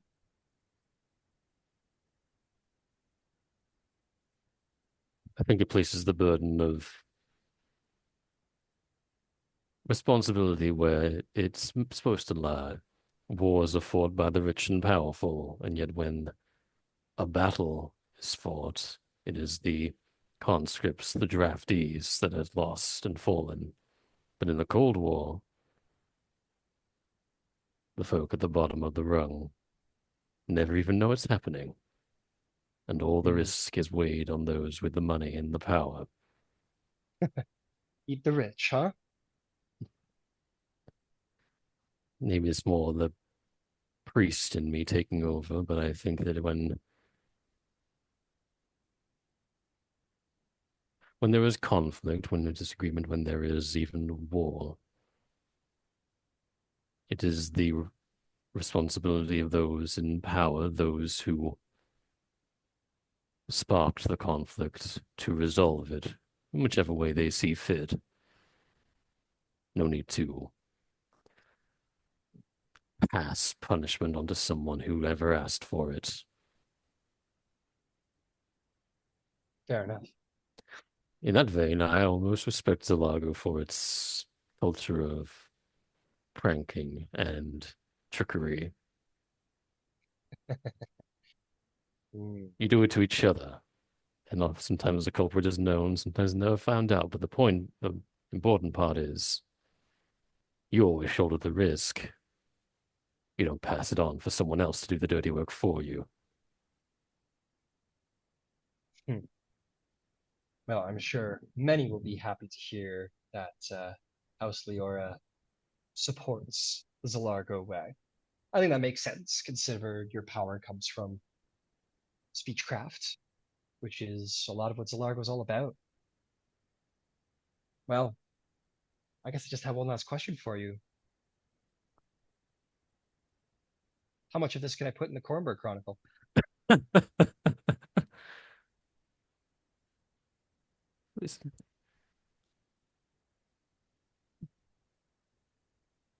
Well, what headline are you thinking of running right now? I guess House Leora supports Cold War isn't a good one, is it? No, Uh, I suppose well, not. then let me just simply say that, as always, the Kornberg Chronicle has always wanted to put the objective truth of the matter out there without pushing our own opinion. So, um, I haven't thought of a headline. Maybe Cross, Viceroy Cross tells all. Interview in the garden. I don't know. No, maybe not that. People think I got laid. Perhaps you should. You said you would like to champion truth, yes? Of course. Then perhaps tell everyone what you believe, what we suspect is already happening, that the Cold War has already begun. Hmm. And that's just what I'll do. Thank you again for the interview. It's been interesting speaking with you, but apparently supposed to be getting married to somebody up there. So I'm gonna go see if I can't find someone. I wish you luck, and again, I apologize for tearing you away from prospective suitors. Oh, not at all. I think there's quite a few out there in Corvair right now who would share the sentiment that being pulled away for a moment is not a bad thing. So I'll actually thank you for a little time off. And she'll give you a little bow, and she will wander off into the crowd. Oh, one last thing, just before you go. Mm-hmm. I'm actually here at the as an aide to Prince Orgev, and he is desperately seeking someone that would be sympathetic to the plight of New Syria. Can you think of anyone attending tonight? Hmm. She thinks to herself. Thinks to herself. Boy, that's a pretty big question. Lucky for you, I'm not unpracticed in politics and law and legislation. I think here. She'll she'll think to herself. Be like, I suspect he wants some hard power out of this. Indeed. There is the Lady Ravina, Foreign Heights. She comes from an old line of mages who specialize in the curation of, well, they say the curation of secrets. They're a long line noble family. They might be able to help out or might be a good choice. Um, I know that there's someone here. She kind of looks around and she's going to end up pointing out the person you were hearing about earlier. Says, oh, there's also, of course, Tiana of Clan Lyris of Trollenport. She comes from a very wealthy family that is highly involved in gnomish merchant and admiral trades. I'm told that her father is actually, no, my mistake. She is a negotiator for the Zilargo Maritime Council, so shipping brokerage could be useful. Surprised he's looking for a suitor here in Zilargo, but yeah, it's possible. I think he's going to make the best use of his time here. May as well see who is here. May as well. May as well. Maybe there's somebody here from. I didn't hear about anyone from the Triumvirate. Well, anyway, those would be my suggestions to you, and I wish you the best of luck. What was the first one again? The mage? I didn't quite catch the name. Yep, I will post it. Her name is as follows.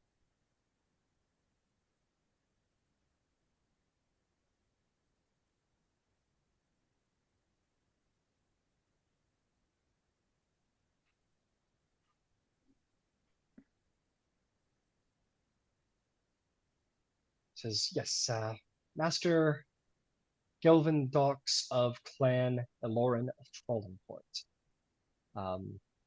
Coastal noble family, long line that specializes in what they call gray knowledge, which is potent stuff.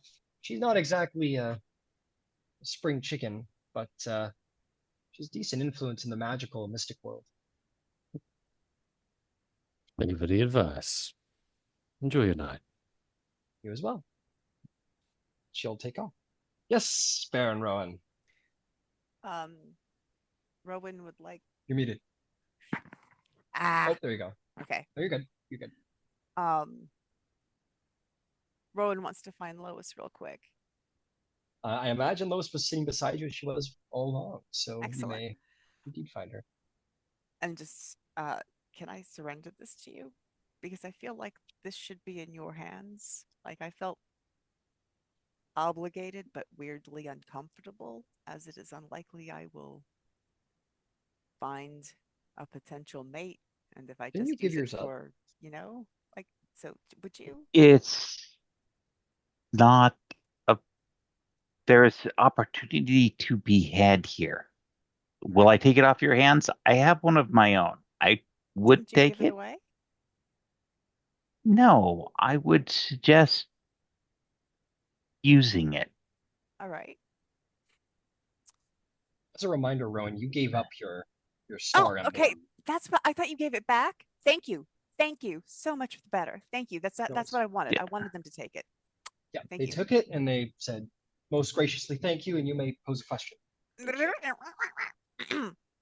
That never happens. Okay. Ryan, You guys were talking about like an order. It was a very, very such a fake order. Listen, drinks are my thing. Like I was a mixologist. I can do some crazy shit, but I gotta tell you, the bartending here, next level. Next level. It would probably look crazy if I went up to the bartender and be like, teach me, but like I would that would be a really good use of my time. Oh, you might be surprised at the lessons that you get. I heard Ludwig, you wanted to say something? what was I remember meeting someone at the last event, and what was his name who was looking at Lois? There was a number of individuals. I'm Uh, afraid that's not. It was one of them was the head of a law firm family, something like that. Was it Tormalin Josrick? It might have been him. What did you take? Uh, Have you taken any notes? Like, did you have it wrote down? I'm trying to remember the guy's name, but I don't remember it. But I'm just thinking of like what to do with my my little medal here. Fair enough.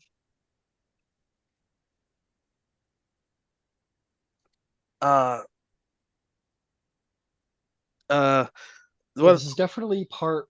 This is like the part of the event definitely suited to like, yeah, go ahead and use your medal. That's kind of where we are at the night now. I'm going to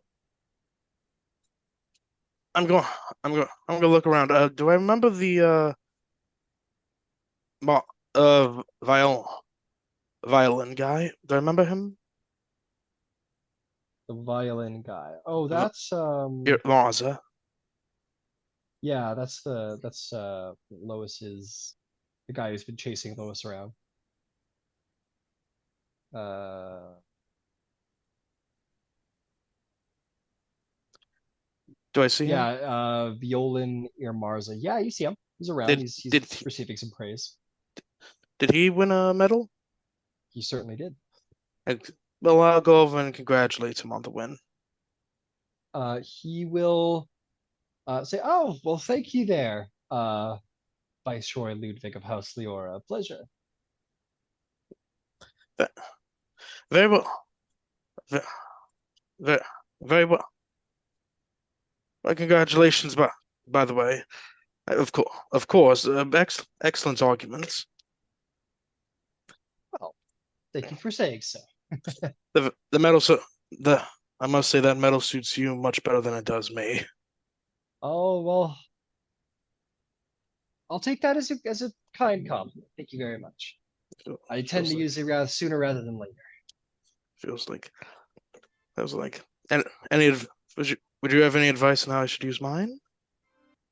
Uh, how a human should I guess are you looking for a suitor? In gift of gab. Okay. Get to Gab. It was like, do you want to drink to toast your victory? Sure, why not? It's like, And you'll and go grab two, and you know, yeah, and I talk and I get to know him a little bit, you know? I got you. There is a certain point where he's kind of like maybe like he's got his eyes in the direction perhaps of someone else. He's being polite enough, but at a certain point he'll say, "Well, the conversation has been very fine, but I have myself a very important conversation to have very soon, so I must take my leave. But it was good talking with you." But thank you as well. Thank you, and bow a bit of adieu. Yep.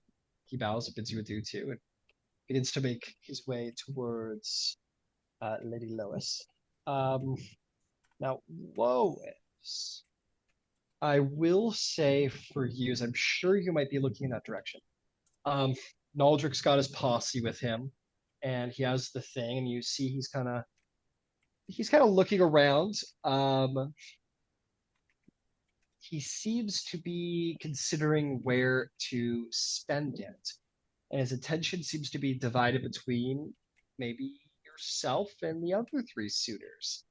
Um, is there anything that you would like to do in this moment of indecision for Noldrick?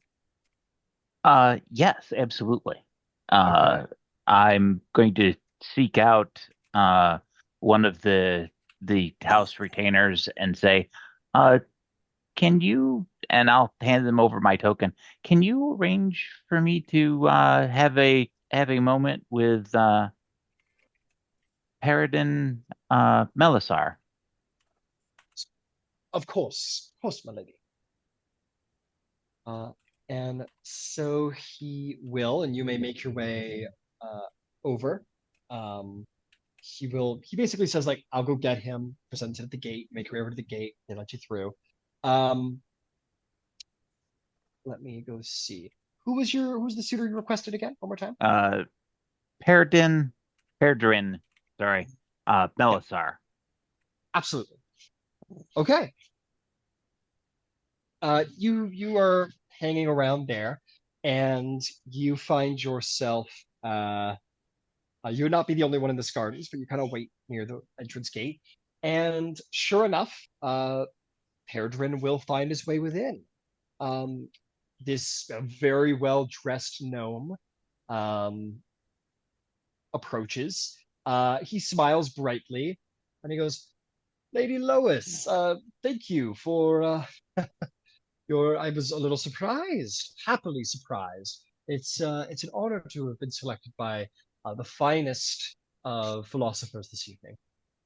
I I I appreciate your kindness, and I must admit in advance that I come with an ulterior motive. Um, I'm I see. He leans on a nearby lamppost. uh, I'm a recent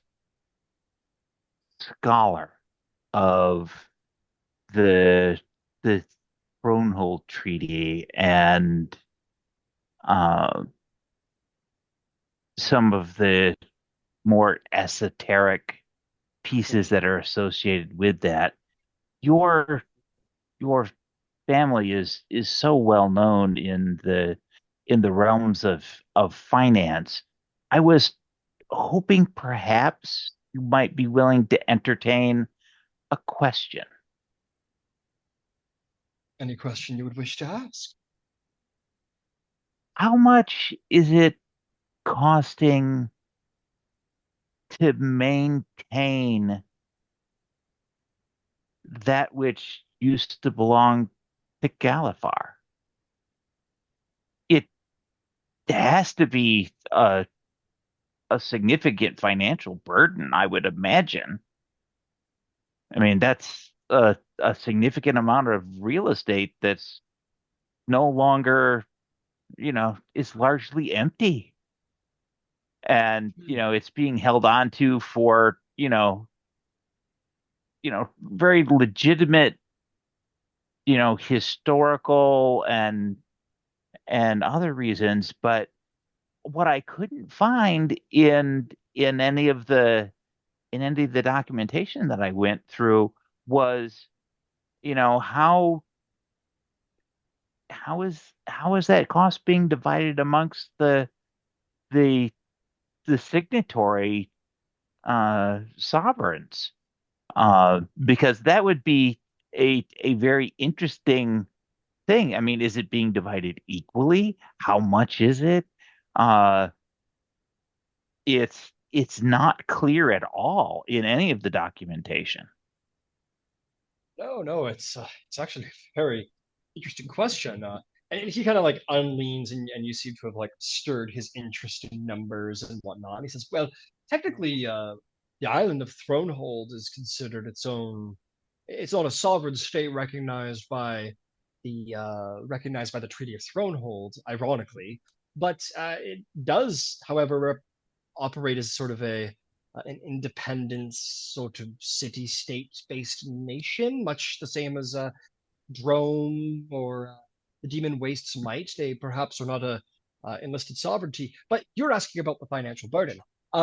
As much as I've come to understand that the village, the actual inhabitants of Thronehold, they have their own local economy and trade with the various sovereign nations on the outside. But as for the maintenance of the palace, I obviously haven't seen the number specifically, but I have to imagine that there is some cost divided amongst the sovereignty, though frankly, from what I understand, the castle is well, it's not maintained as it stands. If that's what you mean, the Castle Galifar. Yeah, well, the castle and Lois will who will drop her voice.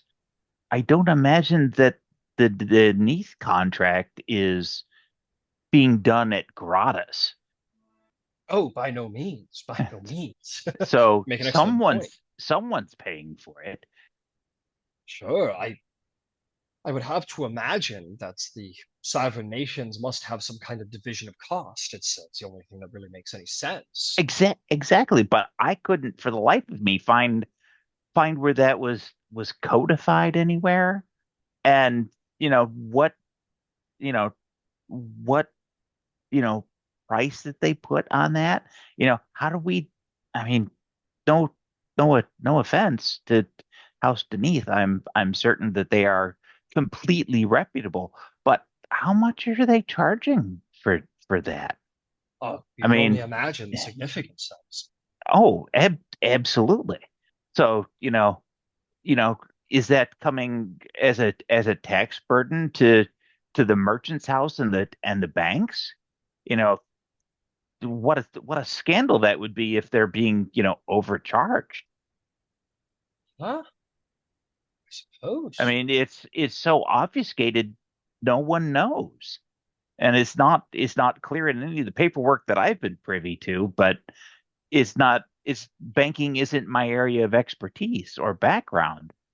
But knowing that you would be here, I had to ask because the curiosity I'm as much as a gnome as the next person, and I'll pat the back of his hand. But really, I I kind of have to know. The curiosity is killing me. Make me a make me a, maybe a I would say a deception check. Make me a an excellent gnomish deception check. Ugh, a 9. A 9. How very. I will.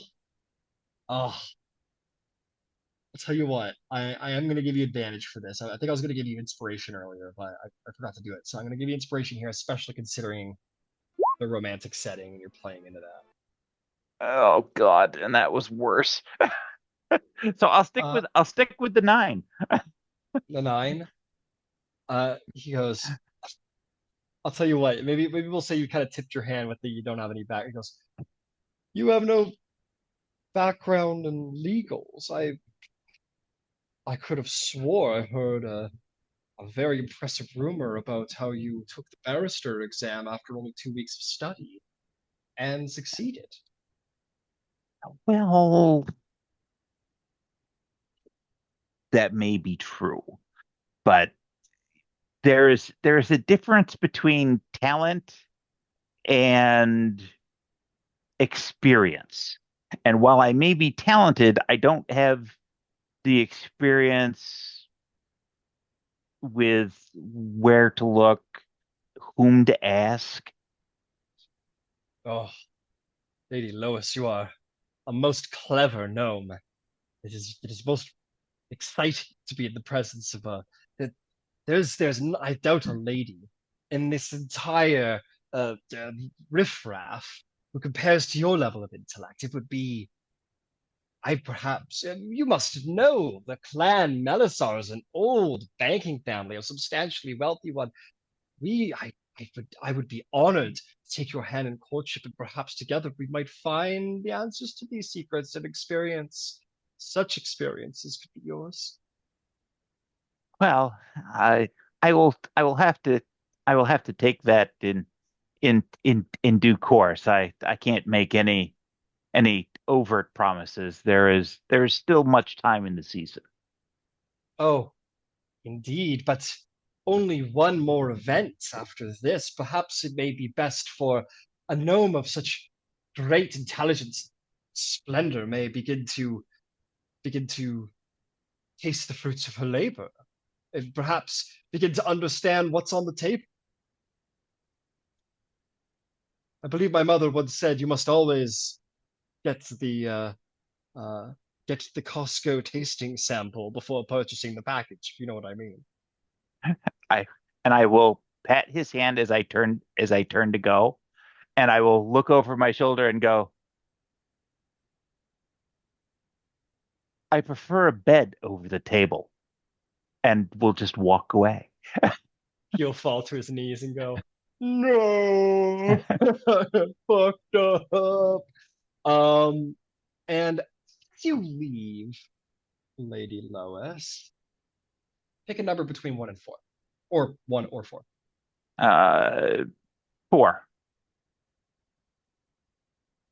Um, you will leave to find our good friend Noldrick has taken the hand of unfortunately not yourself, but he does kindly make his way past you with kind regard and is entering with the boisterous, flashy woman, the third suitor, and will make his way into the round. And as he does, um, you're going to be approached by Violan, who is going to say, Lady Civis, a lady of law, a noble of speech, and apparently a great Zil philosopher. You truly make it difficult to stay away. I merely have done my best, but I do appreciate your compliment. It is well and truly received. Well enough received that perhaps you might take a bout with me in the gardens as he presents his star emblem.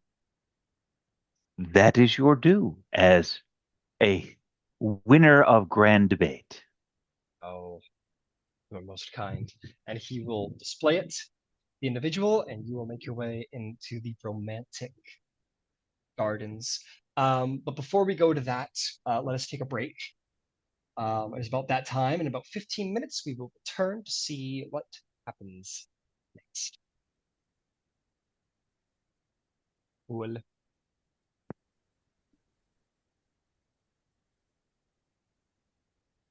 Sorry, I got confused about that. It's all good. And Let's keep track of.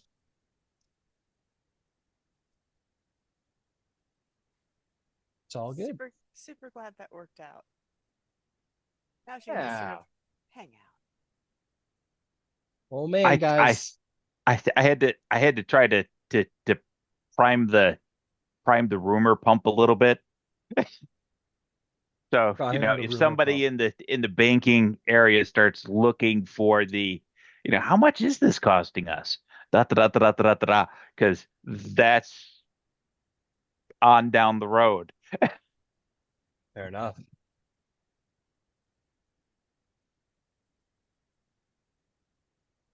Fair enough.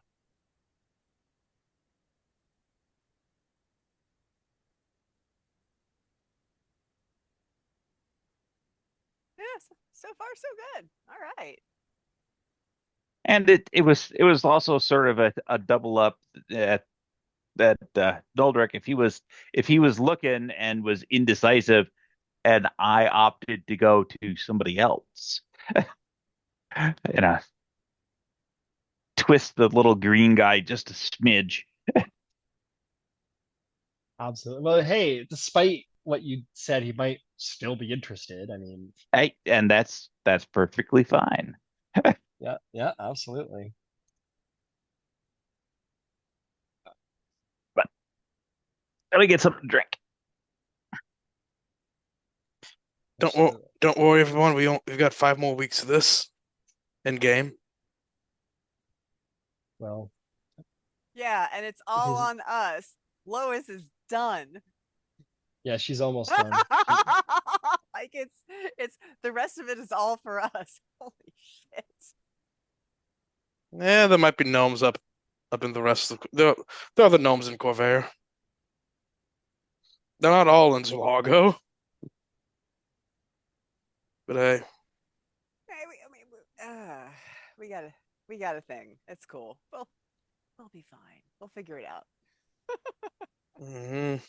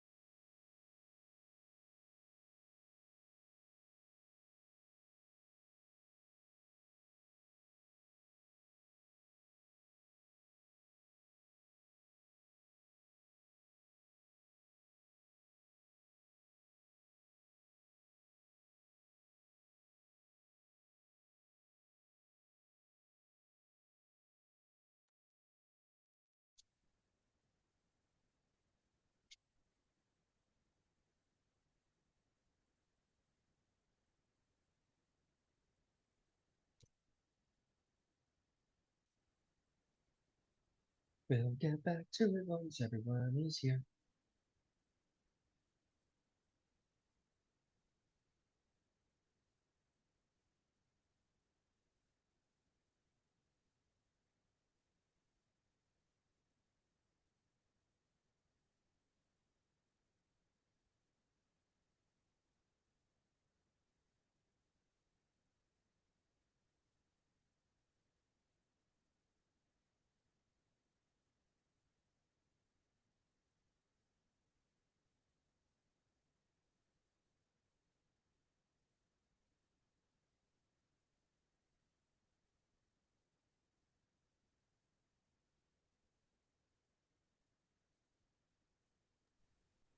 All righty then, we should get back to it.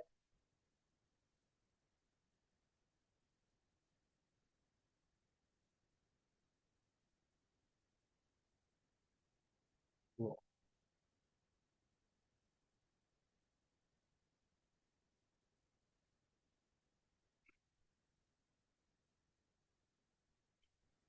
Let's see.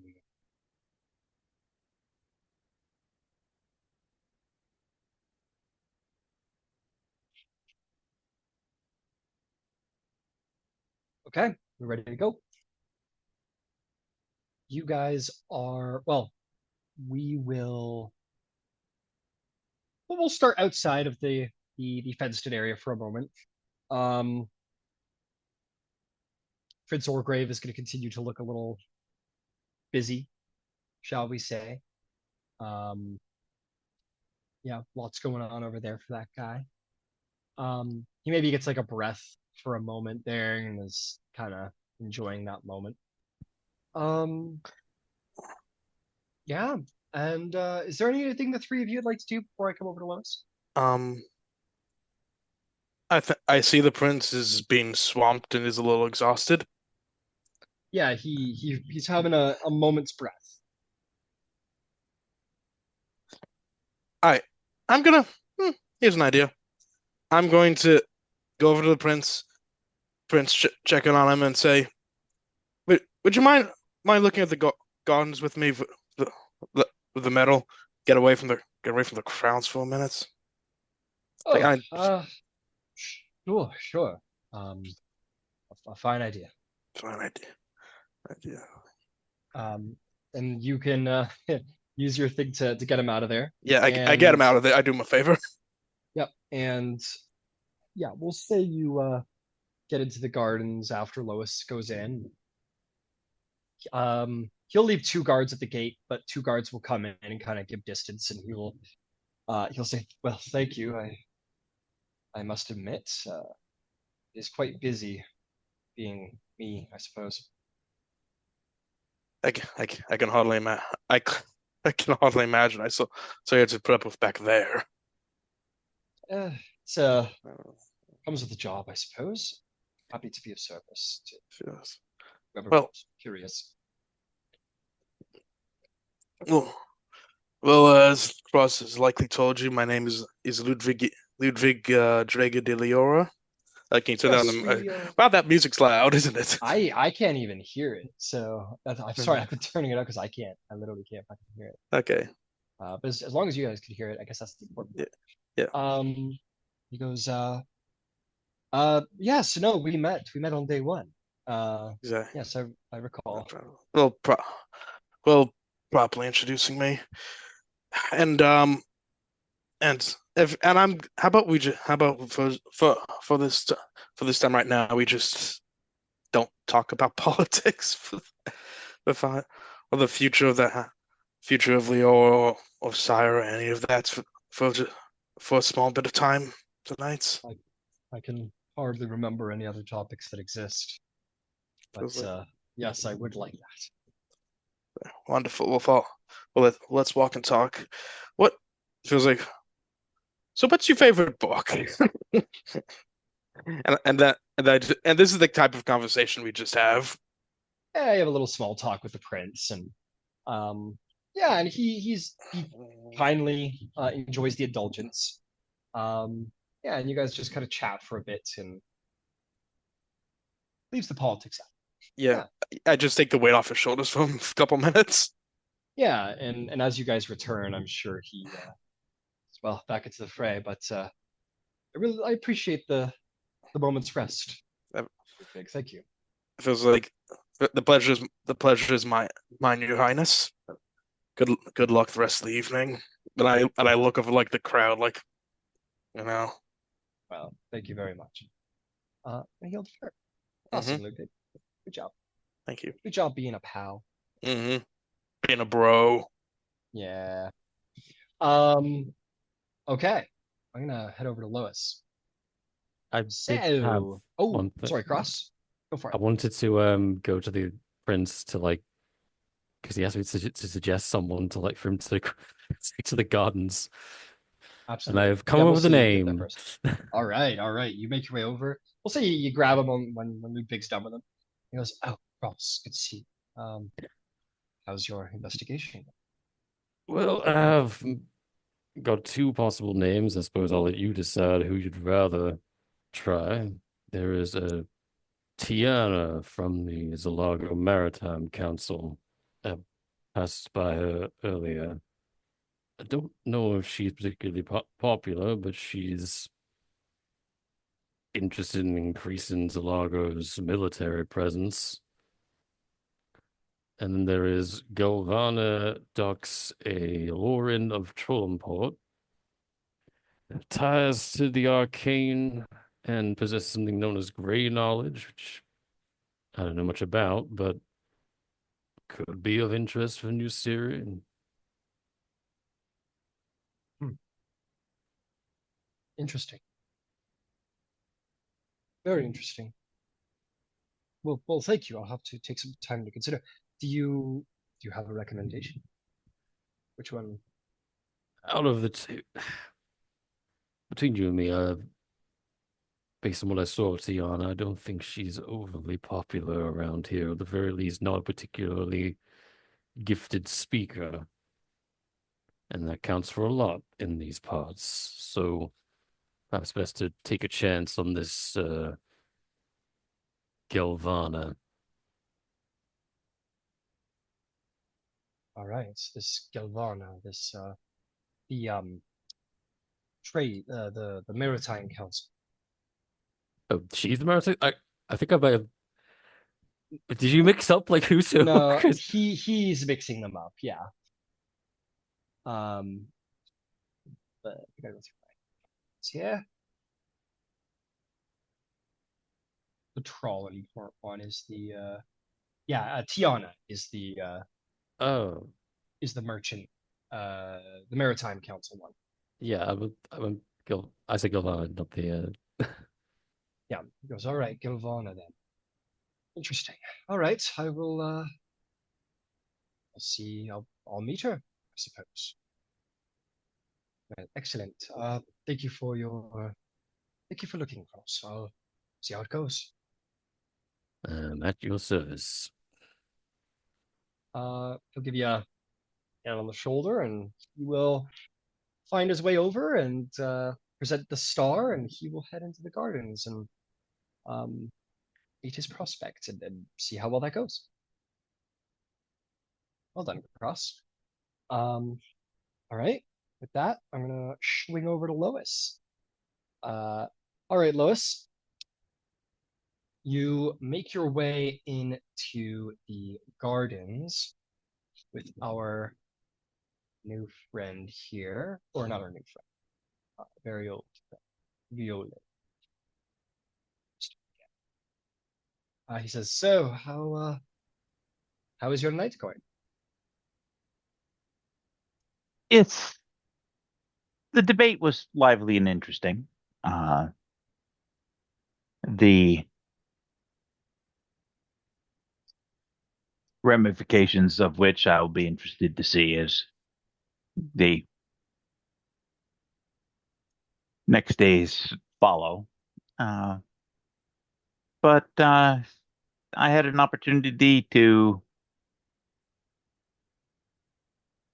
have some lively discussion about a piece that I have questions about, and I took the opportunity to speak with somebody who would be potentially knowledgeable, or at least be in a position to learn more of the specifics. And Well, yours? my night has been well, a little dull until now, if I'm being honest. Music has been fine. The debate has been good. It is always interesting to see you perform in your stage. Thank you. Well, it has been all right. If interesting, I must confess, I have something I must give you. Oh, Yes. And he was going to hand over to you um some information. He's going to hand you what looks to be some kind of it's like a folder full of like sheets of paper and information. And he is going to say, this is, and he looks a little concerned on his face, and he's going to say, this was slipped to me at the beginning of the event. It was on my gondola. I don't know who it's from, but I thought you might be interested to see it. And absolutely. if you look through it, you are going to see uh, a dossier of surveillance records tied to Noldric Tavardrin's retinue, showing that your father, your siblings, and your other immediate family are under surveillance. There are transactions between various metadata brokers that are being tracked by Tavardran agents, not immediately linking them to anyone you know, but sort of beginning to point in that direction. And lastly, there are magical notes suggesting that there may be, or excuse me, marginal notes. There are marginal notes suggesting that Noldric may be preparing to use the knowledge as leverage,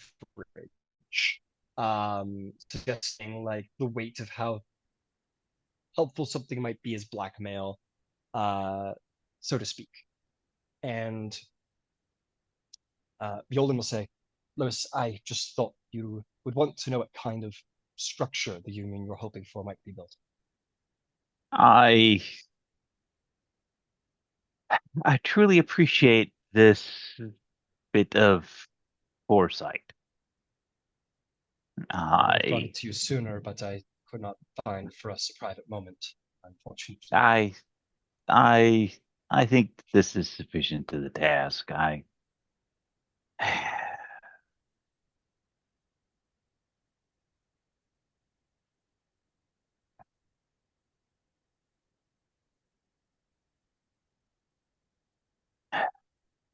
Is there anything I can do?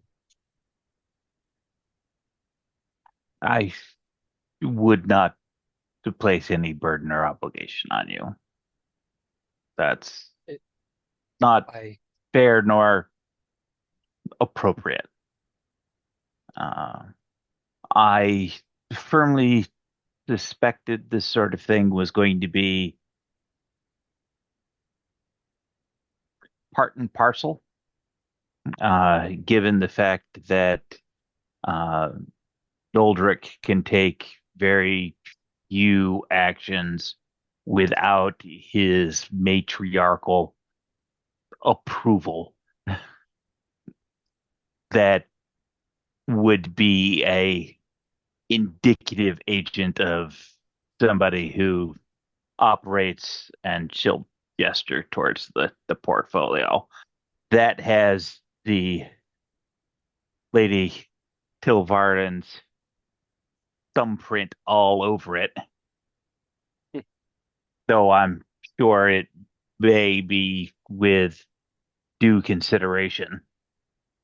And I would go so far as to wager that the exceptionally bubbly individual that he is currently speaking with in these same gardens is very likely a agent provocateur. well, if I may say, not to pat myself on the back, but I happen to be more than just a pretty face. If there's anything you need, I like to think I am quite capable. So I would assure you that what is in this folder remains between you and I, regardless of what happens this season. And if you require my help, I would be utterly honored. I did explain clearly what my obligation was on our first encounter together. I You did. really do not have a choice. I have got to find a way to make this happen, to get House Civis out of House Leora's way. Well, for perhaps the most intelligent gnome amongst this group of very apparently intelligent people, if there is a way, perhaps you might find it. And perhaps there's a way that I might be able to help. I'll see if I can't move heaven and earth. You are truly a magnificent individual. Are you having any success in finding opportunities? You are very much a worthwhile catch. I can't imagine that you are not being chased in due course. There's been some interest, but I have no other interests, if I might be so bold to say. I am not like the rest of these Zil families. I have traveled very far and seen what the world has to offer, and I am a strong believer that in this world of politics and in this world of negotiations and trade deals, I agree with what you said, that you must balance duty with passions. But shouldn't the person that you spend your life with be someone you could trust implicitly? Someone that you could spend it with happily? I would tend to concur that you to be successful, you must have a bastion, a place where you do not have to be prepared all of the time. And I concur with your statement that is an ideal case, whether that's with your partner or without. It's a necessity. Uh, and she will again gesture to the portfolio. This confirms that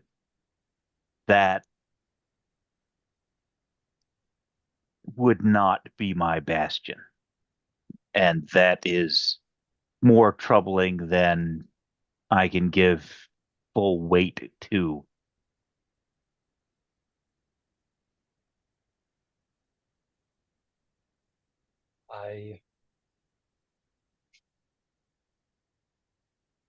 I am not so great as you make me out to be. I rather think I'm quite the fool, in fact.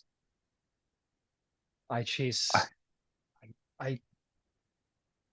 If you trust me to keep this secret, and I hope that you can, although we have only met for a couple of days, I would. I would do all within my power to see to it that we could be together, if you would set me to the task.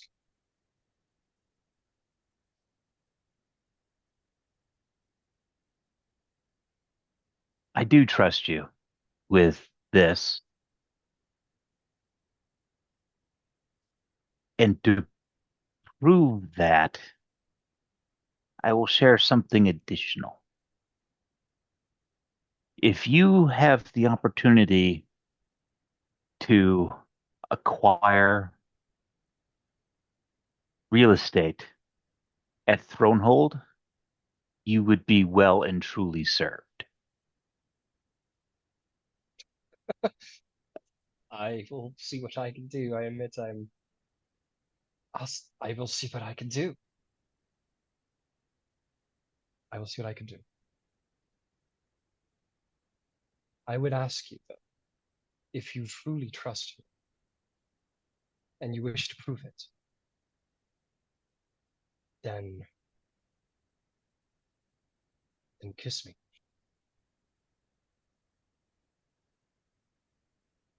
And she will. Yeah, that's kind of cool. Sorry. You kiss him here in the secret gardens where the lights dim low, and it is romance and majesty and scandalous, but perhaps by the very nature of this place, no one should. As you finish, he takes a moment to regain his breath. He will say, "Well then, allow me to then escort you back to your house and set myself to the task of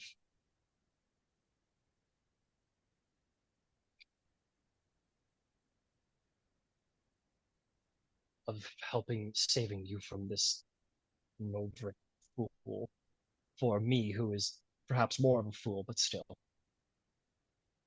There's nothing wrong with a little foolish. Well, you are most kind to say. And he will take you to the gate, and before returning to the public, he'll very gentlemanly kiss your hand, and he will kindly return you, and we'll share one last look as the poor boy is smitten. And he will depart in the direction of his own entourage with intention in his step.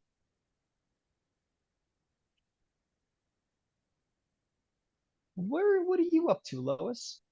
I'll say at this point you see Noldric has returned, the prince has returned, everybody's around, everybody's here and there.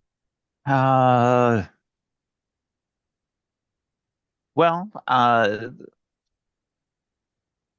if the prince and Cross are together and available, um, Yeah, I'll say you could catch them at the tail end of their conversation. uh, I will pass on that one of the individuals that is has gotten a polite. I have sent a letter of polite interest with no specific commitment to, um, and that's Drastic Peldrun of Peldrun Arms. They are arms dealers. So if that is an introduction that the prince would find useful, I'm certain that I can make that an opportunity. Wow, you are quite capable. You have so much going on, and yet you still have time to think about me. I am hopeful that perhaps in the future you may be an appropriate patron as you look to make headway as a sovereign signatory to the Treaty of Thronehold. Well, perhaps one day. Perhaps one day we should be so lucky. Yes, but thank you. I have assured Cross, and I will also assure you that I have every intention, once there is a guild available, to be signing up for contracts. So thank you very much. You're entirely welcome. At which point she will immediately go and look for Rowan. Rowan, you probably just chilling by the hors d'oeuvres, have a little drinky drink, maybe. And we will head somewhere seclude-ish. You find a And private enough bench, yeah. and then I will take the time to ritual cast silence, and then we will be having the conversation via whisper Understood. because we'll hear it, but there'll still be no sound. Absolutely. Go for it. Noldrick is an ass. And he is putting together a dossier looking for blackmail material. He's including my family and sundry other stuff. And that's been brought to my attention due to my other significant suitor. All right. Well, But without Nordric, we don't get Civis out of the way. then we find another way to get Sivis out of the way. I can't hear you. You really do have silence going. Then we find another way to get Sivis out of the way, right? Or we find a way to expose them. Right? The answer is we need Sivis just needs them out of the way, right? Yeah. Yeah.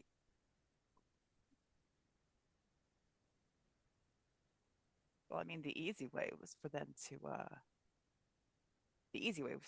marry. They're going to be assholes about it. Can we just destroy the family? Well, they're old and steeped in a great deal of other issues, but Well, but I am not going to be manhandled. And I'm oh, not going to let you be manhandled. So we'll find I another fucking way. I appreciate that. I mean, part of it may be a matter of seeing what what comes out of whatever he's attempting, because since we know about it and what he's currently putting together, which I'm assuming he's doing at the auspice of his matriarch, Yeah. because he doesn't have a great deal of latitude without her approval. I am just feeling like that's the source of our problems. All the rumors and shit.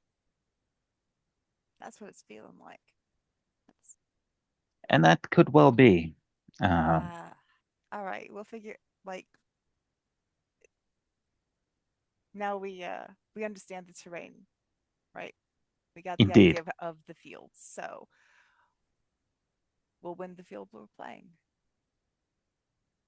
And we'll do it with the pieces we have. Okay.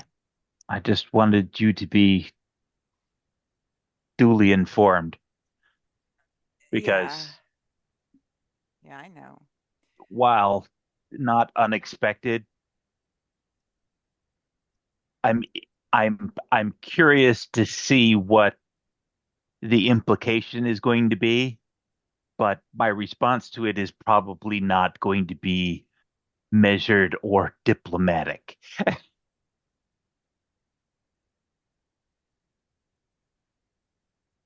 Do what you need to do.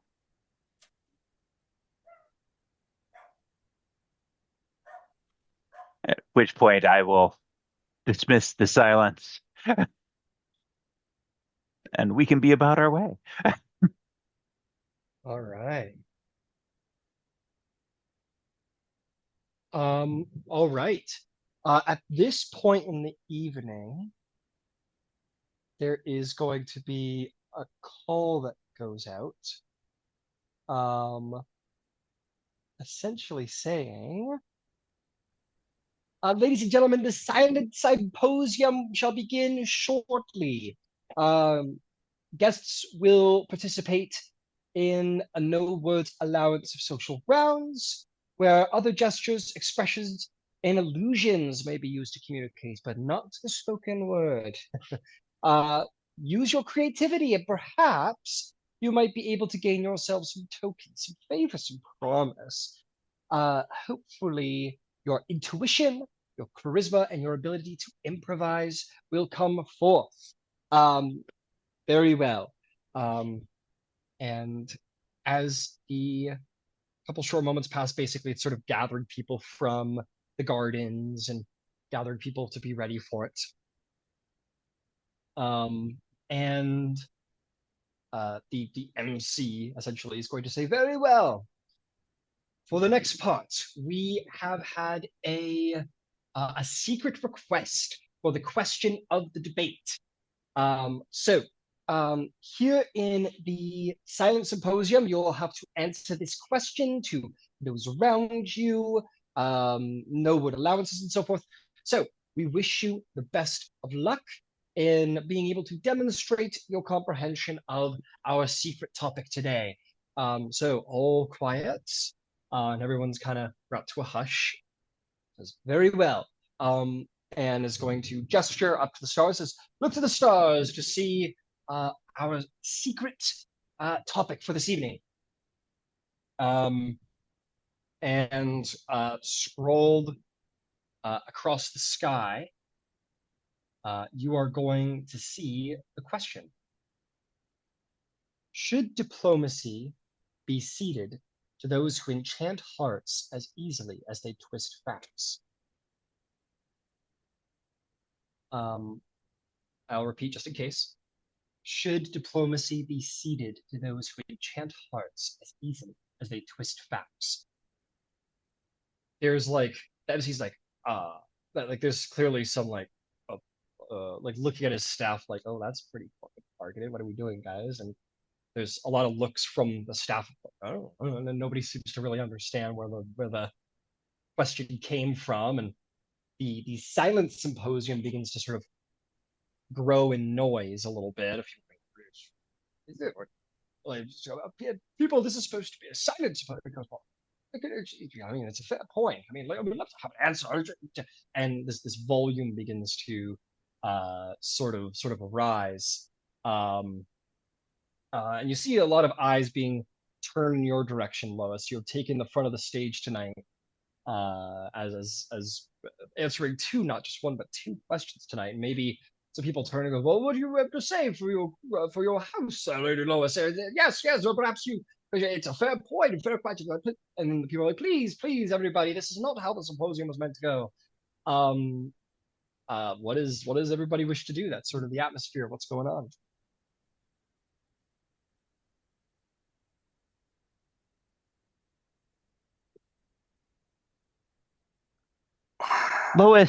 Lois will step up to the podium, and she will quietly gesture above her with two raised arms, and then she will look from prominent family member to prominent family member all the way around, and she will simply nod her head yes. Place a hand over her heart, and then one over the head. And then she will walk away from the podium.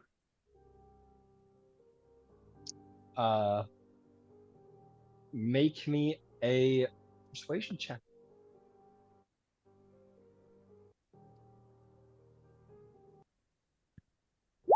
19. 19. That seems to kind of put some people a little in their place, or like kind of like, folding arms and being like, oh, I mean, kind of conversing with one another, and kind of like be like, it's a fair point. So people are definitely entertaining your point.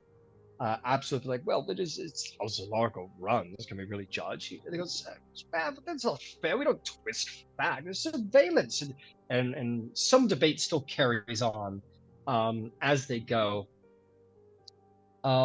Amidst the moment growing, some people kind of backing down, but the moment still growing a bit. You are going to see sort of scrolled in the stars, the more words sort of begin to form down, and it isn't your words, Lois. Just there's like your word that goes yes, and then below that, more words begin to print, and they seem to be printing in fairly fine words, but big enough to be read, and they seem to be contracts.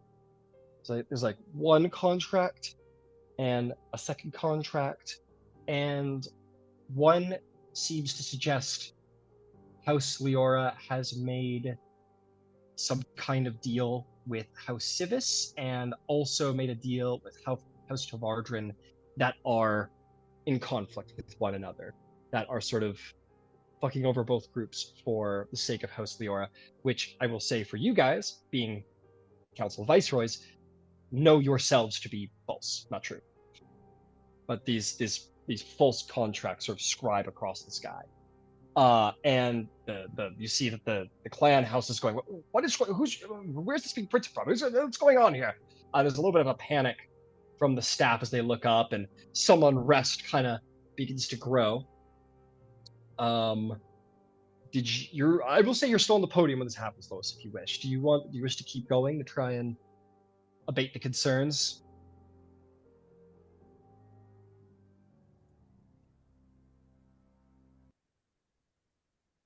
Is there anything anyone else would like to do in the midst of the chaos? Do I see anybody watching who seems particularly satisfied with what's happening? Make a perception check. Ross? I'd like to cast Detect Magic to find if I can find the source of whoever's casting the extra words. Okay, you cast Detect Magic. Why don't we call it a investigation or arcana check to track down. Let's go with arcana. To track down the source. 22. 22. Okay, got it. Ludwig, would you roll? 26, because I got rolled a second natural 20 tonight. 26. With a natural 20. Nice. You are going to see the woman that Nordric went into the gardens with, the sort of boisterous, flashy, kind of stands out a little more than she should individual. She's kind of in the back, and she's talking with these two individuals who are well dressed. These gnomish individuals who are well dressed. There's two of them, but they're dressed very dark. You haven't seen them up until this point, and they're very nondescript, like very, very subtle. And you said something shady going on. The three of them seem to be in cahoots. I don't know if satisfaction would be the right word. No, I would say a little satisfaction, but it's a perception check. But yeah, okay, I'll say you get some satisfaction. Ross, with your investigation, you are going to note. What did you roll? Was the total? Sorry. 22. 22. You are going to note that the illusions are very dramatic, very meant to draw attention, and it is very much in the Fjarlan style of how illusions are cast for the sake of drawing attention. But with how well you rolled, you are going to get something else. You've spent a lot of time around the House Fjarlan entertainers and magicians. It's a false lead. Someone is trying to make it look, to the discerning eye, like Fjarlan magic. Okay. But you see past it. Ah. As for the caster themselves, that one's difficult. You definitely detect the magic up above, but you can't detect somebody concentrating on a spell. Okay. but you do pick that up. Anybody else? Rowan, Lewis? Absolutely. Go for it. I will take a moment and read the contracts and proceed to pull them apart for the obvious falsehood that they are. Specifically, if I can tie any, nobody in their right or sane mind would sign a contract with this into it because it's stupid and foolish. Understood. I will tell you what. I'm going to give you one of 3 checks here. So we could call it either an investigation check or a performance check. Investigation. Because Or this persuasion. is I'll give you that too. So nope. investigation. I'm investigation because Absolutely. it's inside the legal bundle that is Lois's area. And since I rolled like crap, I'm actually going to leverage. Lois has got. Let me give my notes page. She has a thorough reputation tag. I'm going to burn that for the reroll. Hell yeah, go for it.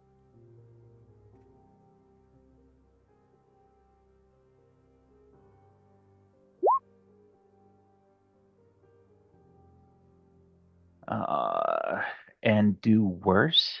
What the fuck? Fuck.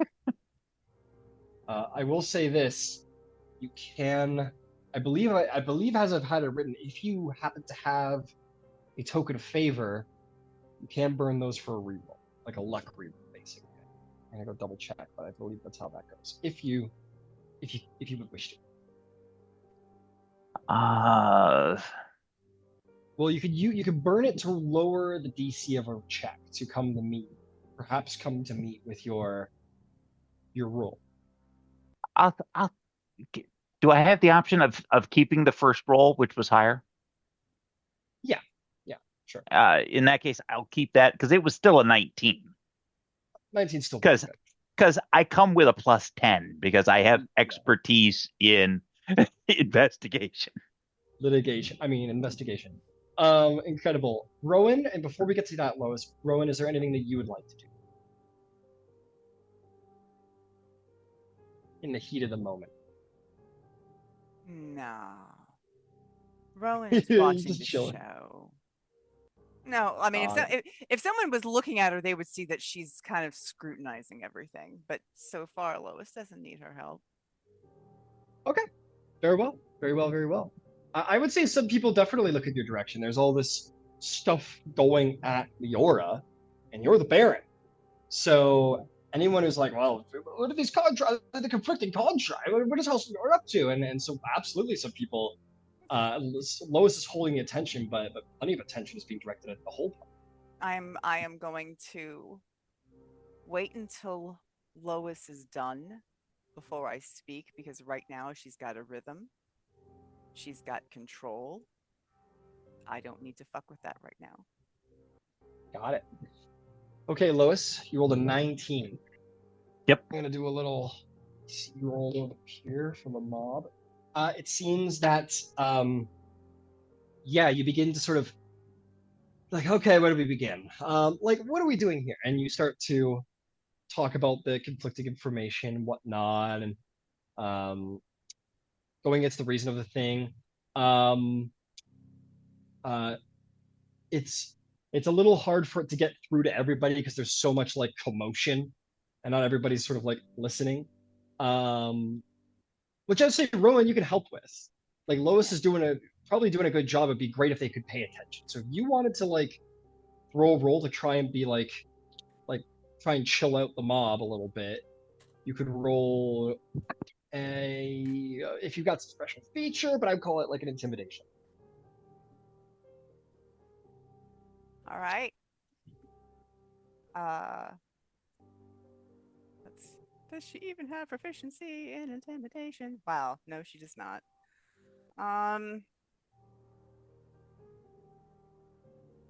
Okay. Well, I mean, I'm gonna have to do it, but like, yeah, she's. Please be okay. Please be okay. Please be okay. It's not bad. It is a 15 on the dice, with a +3, so that is 18. 18. Yeah, you're able to, like, well, if you'd listen, kind of get some of them to sort of Actually, do you divert know their what I'm going to attention. say? Sure. Above the table, what is the name of the person who is hosting the party? This would be Clan Tarlock.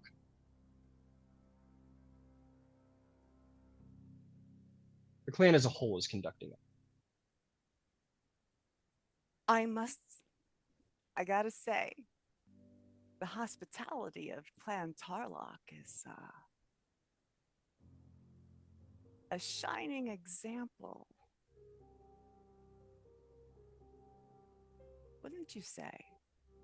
As she's looking at everybody in the audience. Such a well contained group. Because this was clearly an ambush, right? And Zilargo is the place of extremely intelligent individuals. You are literally a nation of intellects. And intrigue is, my understanding, something you quite enjoy. So who looks satisfied? Look around. Who benefits from this? This is obvious. It's not even good theater, right? This is sloppy. He's a little ham-handed. Find someone who can do signatures, and then find a neutral priest who can cast Zone of Truth. Because I'll say right here that I didn't sign either document. All right. Well, you corral the audience to kind of right. try and calm them, and it's successful. When you kind of like you're supposed to be intellects and stuff, like it inflames them a bit to be angry, and there are rises and falls with your argument for sure. But in the end, you're able to point them back to Lois, who appeals to the Zilargo sensibility of just that, of like picking apart a puzzle. And Lois, in front of them all, you pick apart the puzzle of these contracts, in a deeply insightful way, because, like, to the credit, Lois, like, yeah, they look a little. I mean, nobody spent months and months making these, but they're pretty robust. But you are smart enough that you're able to pick it apart and describe that picking apart to people. So it is fortunate that House Leora has intellect such as you around. And with that picked apart, it takes some time to calm them down, where they're like realizing it's all a charade and a gamble, and people are a little annoyed at like whoever fucking did this. Like, and what a waste of the night, and unkind to the hospitality of the clan, and whatnot. And House Leora's reputation seems to survive for another night, or at least for another moment. You hold your composure, Lois, and maybe the group has found those interesting. To put the final pin onto it, Lois has Mel's minute meteors. She's going to cast it, and she's going to cast them into the sky to break up the illusion. Got it. Yeah, you cast it up into the sky, and I will say the illusion sort of begins to cease. There's clearly a couple of illusionists working in the sky tonight, but I would say you would note that the initial question kind of went up, And then there was the like, what's going on? Like, why did we post this or whatever? And then when you did like the yes, and then when the contracts went down, that's when the first set disappeared. You get the sense the first set was from the house. It was like, okay, this is blown out of proportion. And you blast the second illusion out of the sky. Absolutely. I will say this: you guys definitely have taken it. You know, you have survived and picked this apart.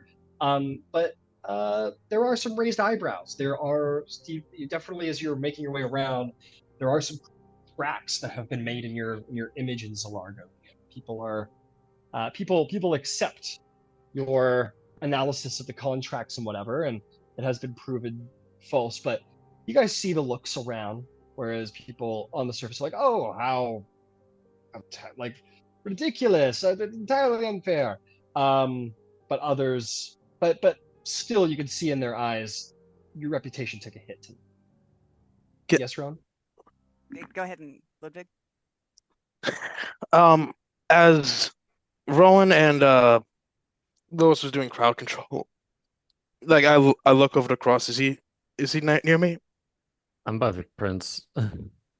He'd be by the prince, I imagine. Well, I don't know where you all are. Like, if I you'd guess like I to was go nearby over, cross. sure, you go by cross. Like, will I tell him across what I've seen? Remind me what you saw exactly. He's the lady that Noldrick went into the garden, who went into the gardens with Noldrick, is acting oddly suspicious to those two dark-clothed figures over there. And thank you, over there. Care to join me as we introduce ourselves? Mm. Very well. I This was an attempt to drive a wedge between us and Fial and maybe make us look bad in Zilargo. Right. Prince, thank you for letting me steal away your good friend for a moment. Just nods and says, "Oh, absolutely no." And I also, I'll tell them later, but let's go over there and to introduce ourselves.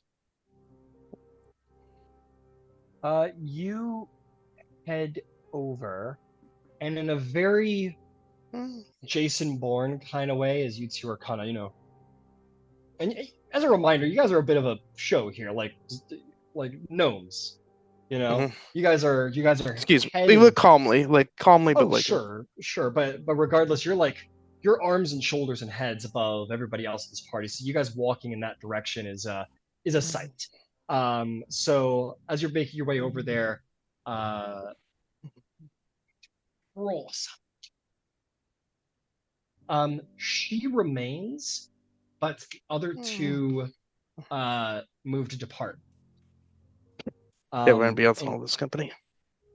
And this woman will sort of approach you two as the other two leave.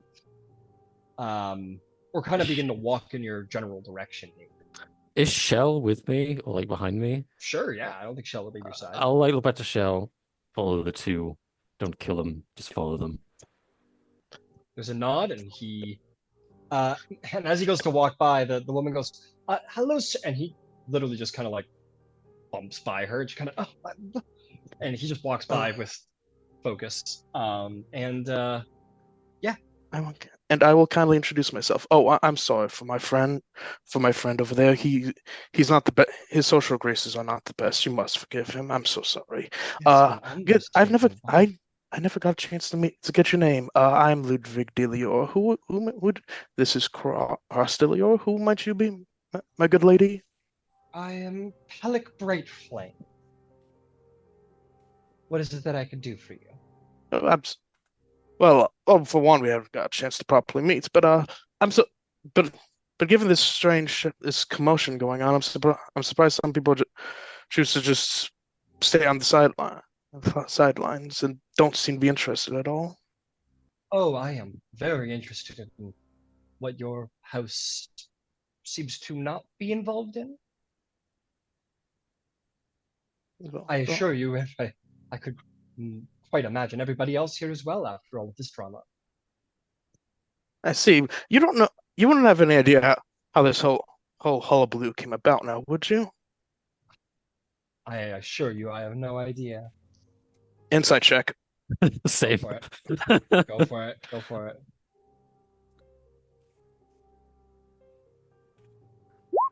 26.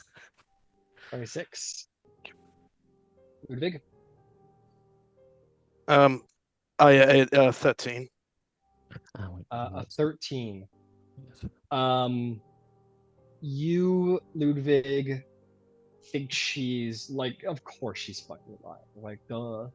But cross 26, you gather that though the moment seems rather unconvincing, everything points unconvincing, you like super Sherlock Holmes her body composure and everything. She doesn't like look away in her eye. She doesn't seem to have any tension upon her.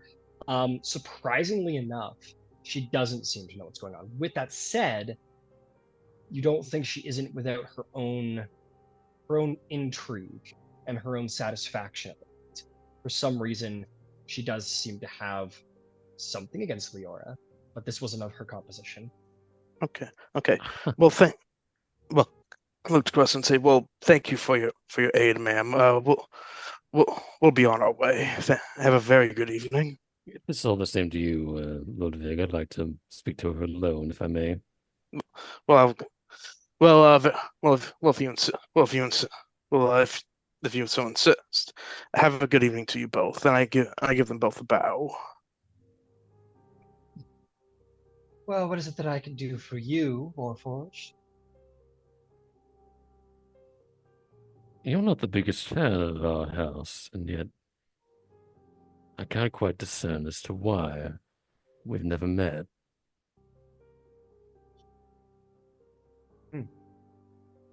How would you possibly come to some conclusion like this? Call Like it a you say, hunch. I've never met you. Call it a hunch, but that's also not a denial. Well, I wish you luck on your witch hunt then. Theric. Come now. I'm a diplomat at heart. I'd like to smooth out any wrong we may have done to you unintentionally so. Oh, I can assure you, I mean you. No great personal tragedy or ill will. Like I say, I have never met you before. How could I possibly have anything against you in your house? Your house doesn't even have a history to have besmirched or been besmirched by my own house. There's no way I could have anything against you.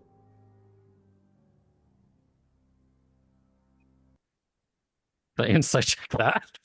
Yeah, I will just carry over your insight. No, you're gathering that whatever she has against you isn't personal. It's business, baby. And she's being genuine. Like, Okay. she's not terribly persuasive, but you're seeing through her terrible persuasion is that she's like, I've got nothing against you, like personally, but that doesn't mean she isn't enjoying your fall for whatever reason.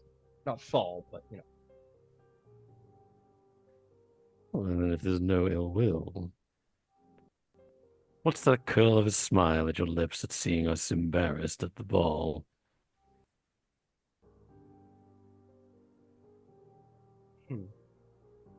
Perhaps not everybody wishes to see House Leora sticking their fingers in Zil business. Well, Or perhaps doesn't wish to see House Civis gaining more influence just because there isn't someone strong enough to oppose such a mighty house.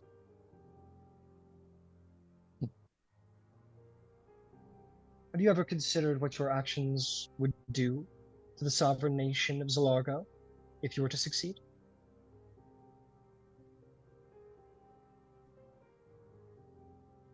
Just like above the table, jog my memory because it's been so long. Yeah, no worries. I would like to know exactly like what our. I know we were offered like something by Civis to like set up a partnership, but it's been so long I can't fully remember the exact details of it.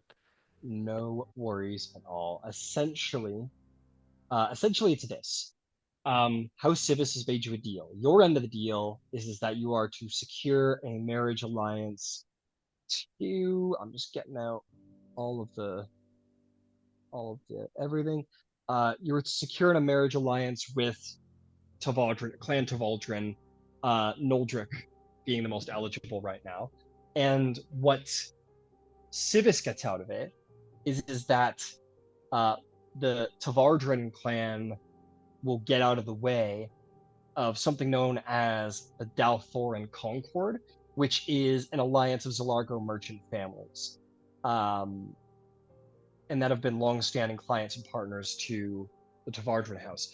But if House Tavardrin gets out of the way, because their heir or maybe members of their house are absorbed into Leora, that opens it up for Civis to then maybe get in there and dig their claws into the Dalthoran Concord. So basically, they want influence with the powerful merchant families of Zilargo, and Tavardrin is in the way.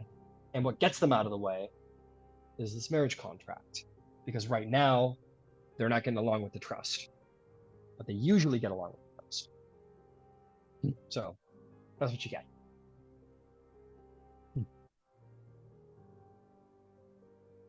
You're a trader.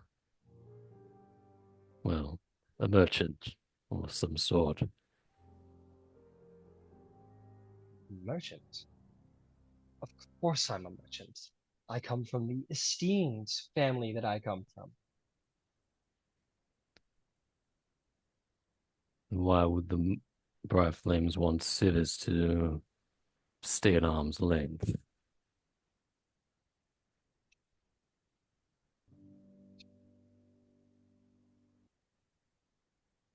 Maybe the dragon-marked houses are powerful enough as it is, and they don't need to have national dominance of the country, do they?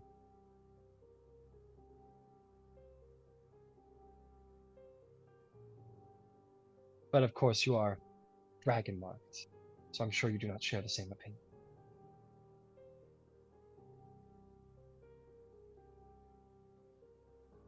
What to do here?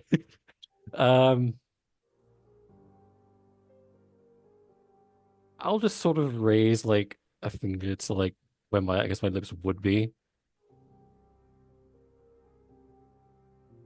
Keep in touch, Bright Flame. Don't count on it.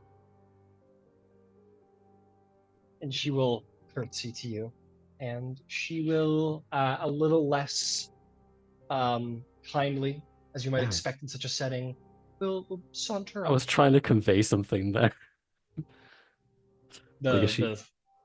Yeah, I was trying to convey like by not denying it that I didn't necessarily like the idea of like I don't like I don't like the Dragon Marked houses. And I was trying to like imply that actually I don't particularly like them personally. All right. But I'm not gonna say that out loud.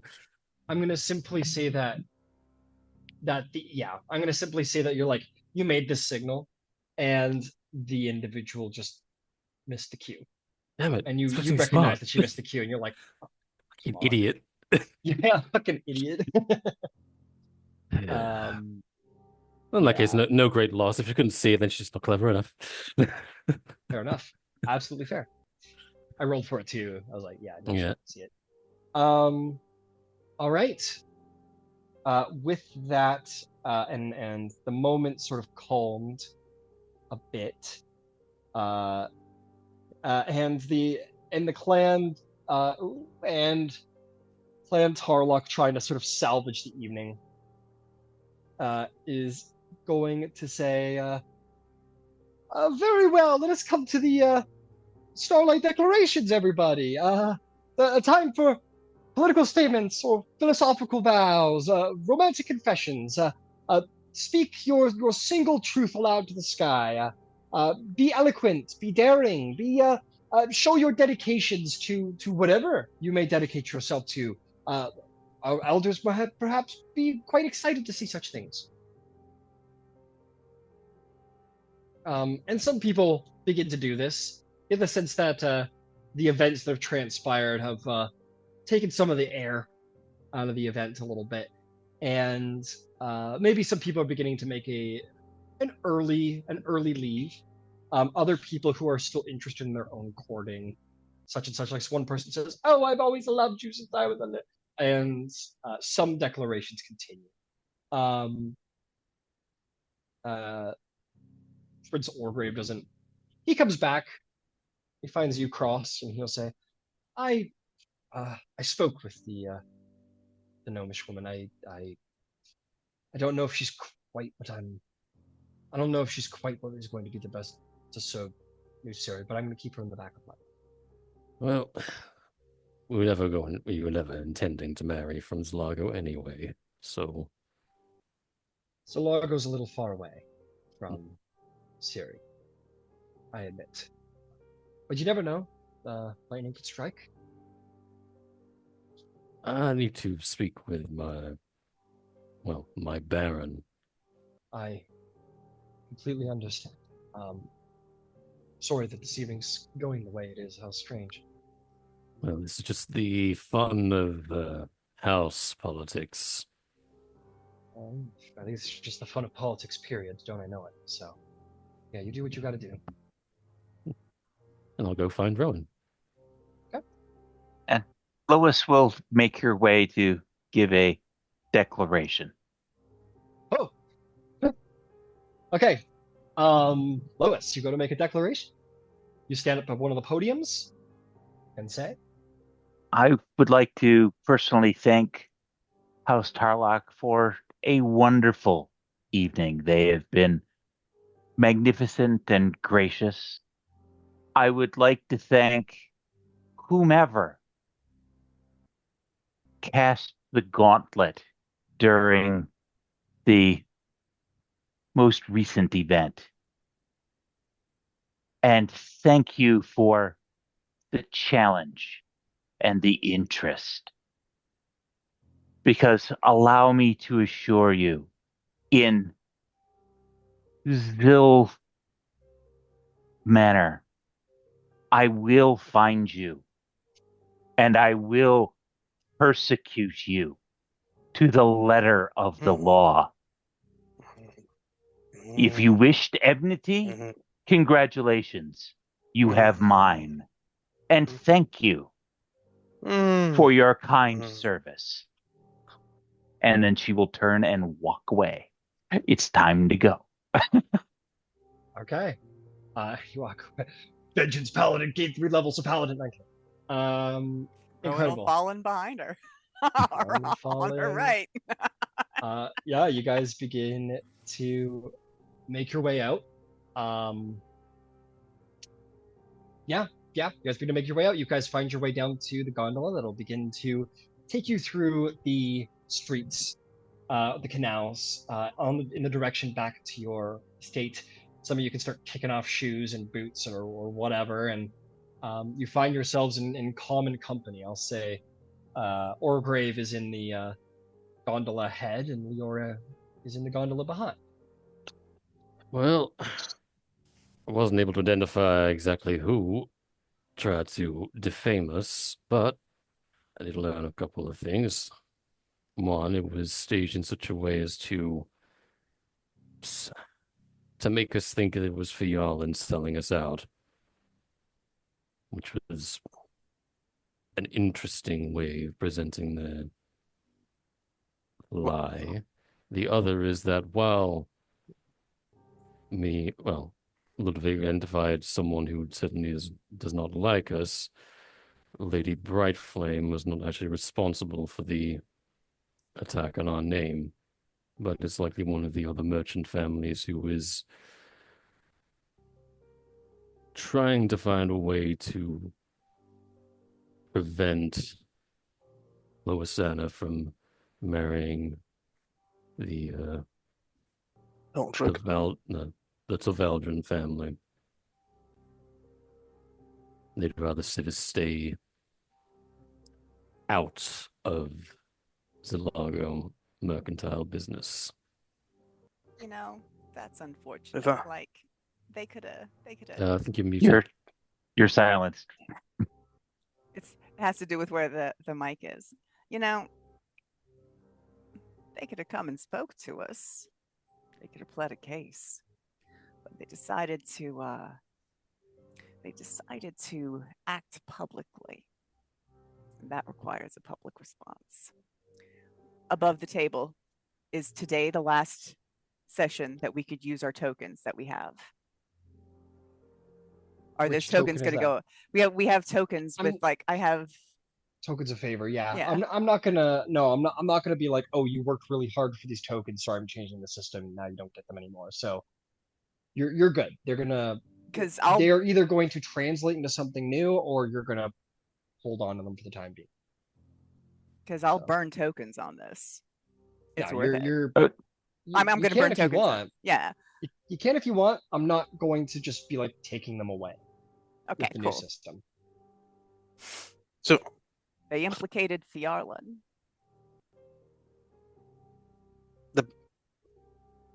Wonder what the Baroness would think of that. I think she'd be pissed that someone outside, well, presumably outside of the 12, is even aware of what Fjarlund truly does.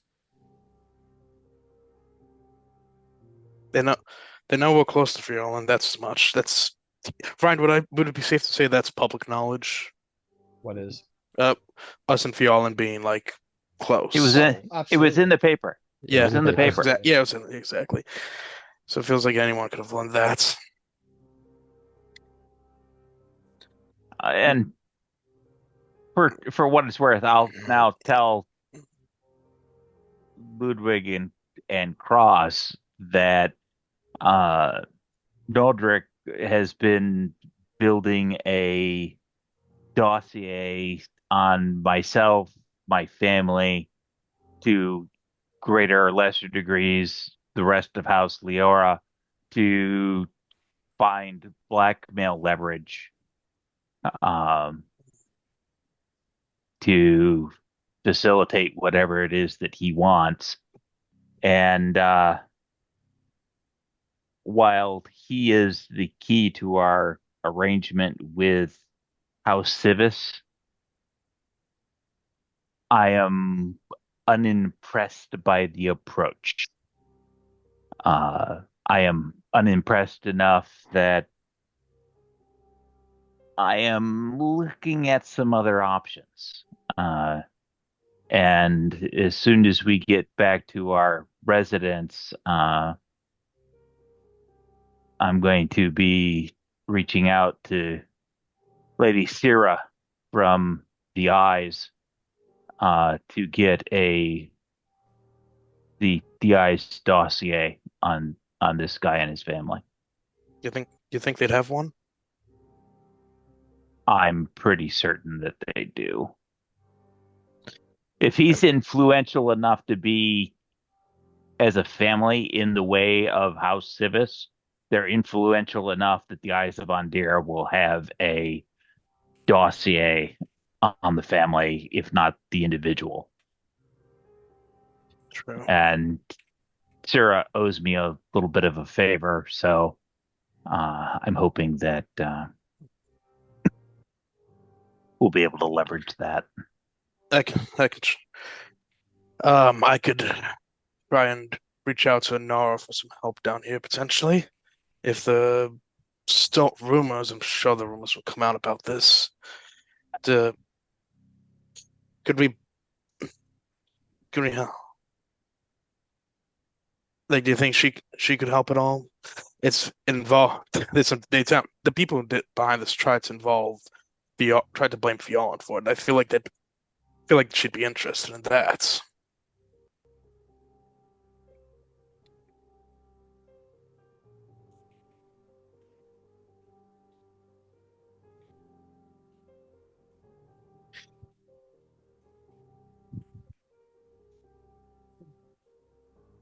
Is there any room for you Yeah, to... but Hang on. Go ahead. Okay, Cross. sorry. Is there any room, Lois, for you to get this Noldric to, well, see the meeting with this Noldric to put cards on the table? Blackmailing us is ultimately unnecessary if we need them regardless. Well, the problem is that Noldrick cannot take unilateral action. His aunt is the matriarch, and he will not step foot one out of the footprint that she has set forth. Or at least that's what's been indicated to me. And it would seem to follow based on the discussion that I've had with him.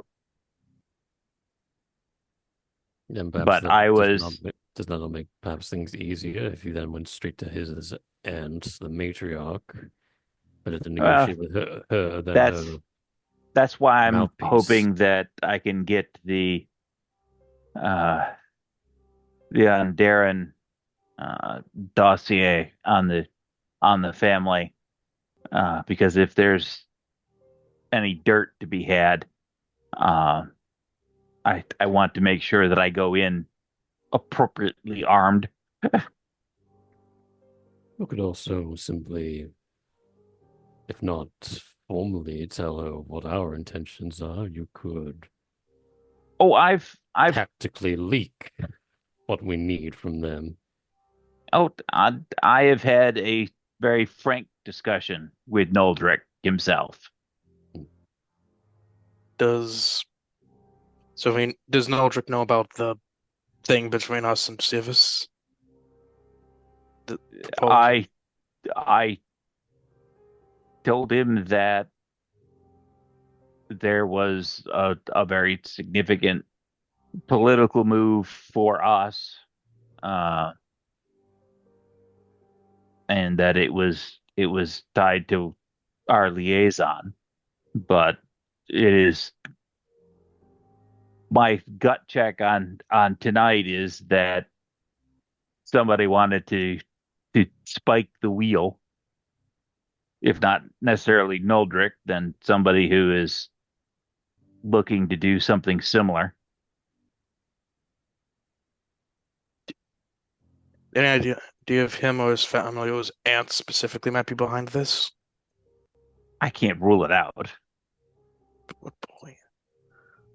I it doesn't matter. It really doesn't matter. I've seen the dossier that he's going, and he's taken a poke at looking at my family beyond you folks. And, you know, inside of Zill, that's fine and good, but being so ham-handed as to be found out that you were doing it does not speak well. Um, and so I effectively threw the Nomian gauntlet down, telling them, "Thank you for providing me a mystery to resolve."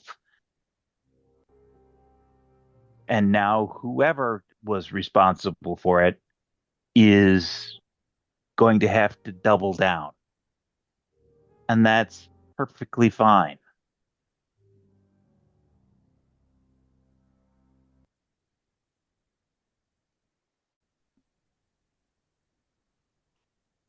Rowan, any thoughts? Yeah, I'm trying to decide which of the barons. Silence. I'm trying to decide which of the barons I'm going to ask for assistance with this matter. But someone needs to be exposed in a very public, embarrassing sort of way. Feel like that's a House Fjarlin thing, huh? It sounds like their specialty. Okay, Ryan, can I burn the token with Baron Fjarlin to publicly expose whoever's behind this? No, that's not quite how it works. Okay. But what could I use a token like what Yeah. what would what Token could I get out of this? Token of favor. Tokens may be burned to re-roll an important roll, make a rumor go away, lower the DC of a roll. It will make it harder to reconnect with that person in the future. Possibly lower the relationship points, but that doesn't mean end the relationship. And then you can be a little bit more creative with it, but it's essentially on that level. So, on that level of kind of thing. So it's kind of like it's like a small favor. We All right. You might want to hold on to it because there's a whole shit ton of rumors they're about to have next session. So that could be helpful in that regard, but that's generally what they're of the token of favor of the Baroness of a Dragon Mark House is a big thing. If Nara could accomplish the same thing, we could go with that. They're both Fjarl, and the people who tried to do this and tried to involve Fjarl, and I'd imagine they'd be pissed either way.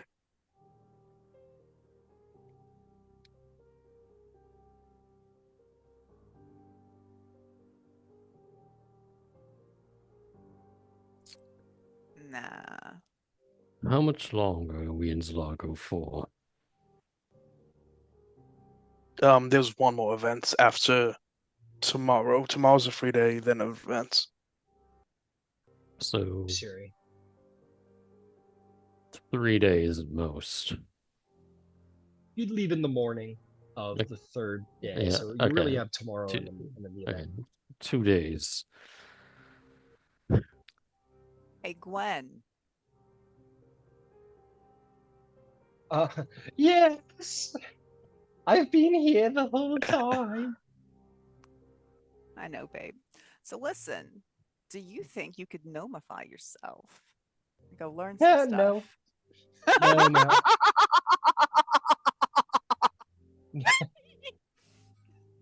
That's not out of spite. I have tried before. It is very hard to add or subtract mass. Let me put it that way. Oh, it's interesting to know. All right. Well, all right, look, I had to ask. You had to ask. Well, given the short time period we have,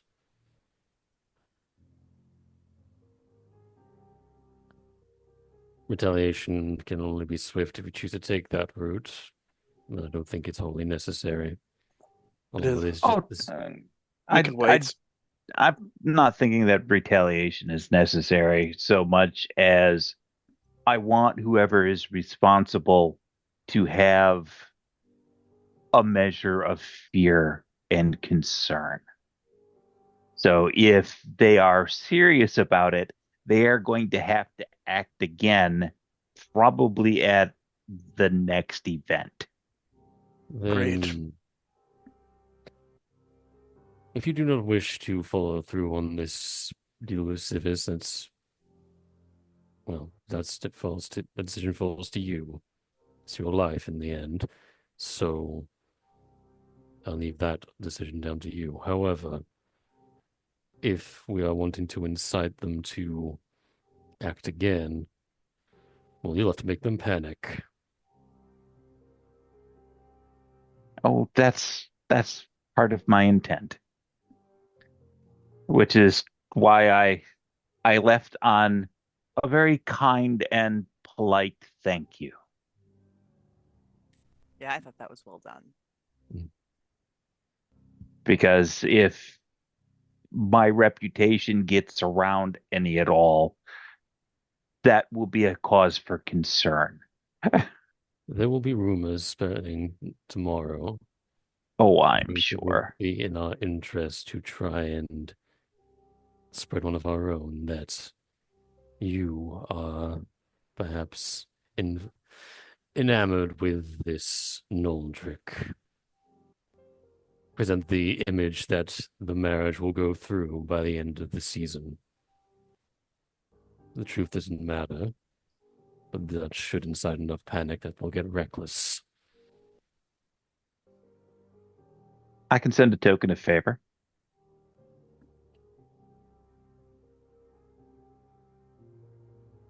Wow. That should help in whatever the pieces are, but I won't send it until after I see what I can get from Sarah. That's fine. And well, if his aunt is truly, well, if his aunt does turn out to be behind, well, be one of the hands behind trying to prevent this match, then send the token will certainly alert them immediately. But they seem to have a pretty healthy information network to even know that Civis wants us to make this match happen. Oh, I'm sure. Why? And part of that is why I think that it's Noldrick's aunt that's responsible, because my father acted as a back channel to get us the meeting with the viceroy of the Speakers Guild. Hmm. So the fact that they, whomever, went digging and dug specifically into my father and other members of my family indicated that that was the logical chain.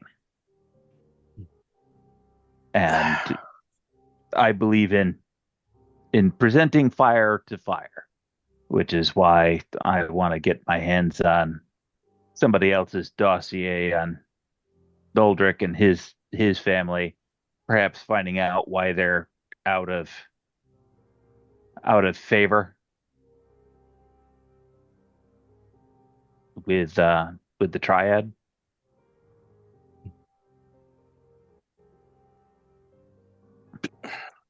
Very well. Because that's got to be a painful point for them.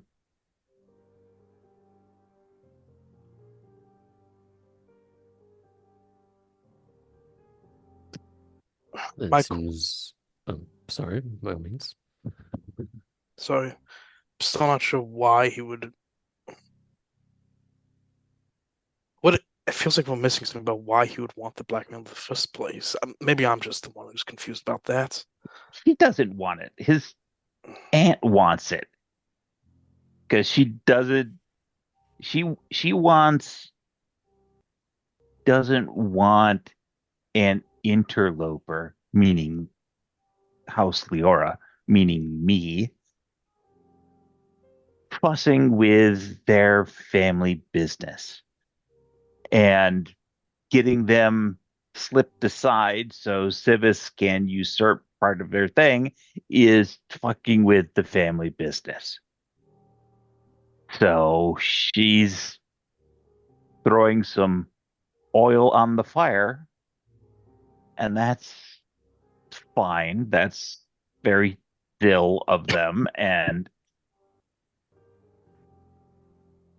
I mean, it's a choice, I guess. they need to be aware that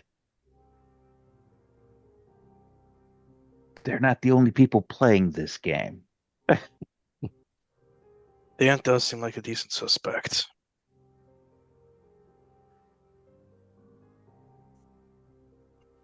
All right, so we can't actually do anything because the next move is literally theirs. Is there anyone that we can contact? Well, as soon as we get off the gondola and into our private quarters, then yes, I'm going to do a sending to Sarah to see if she'd be willing to front me a dossier.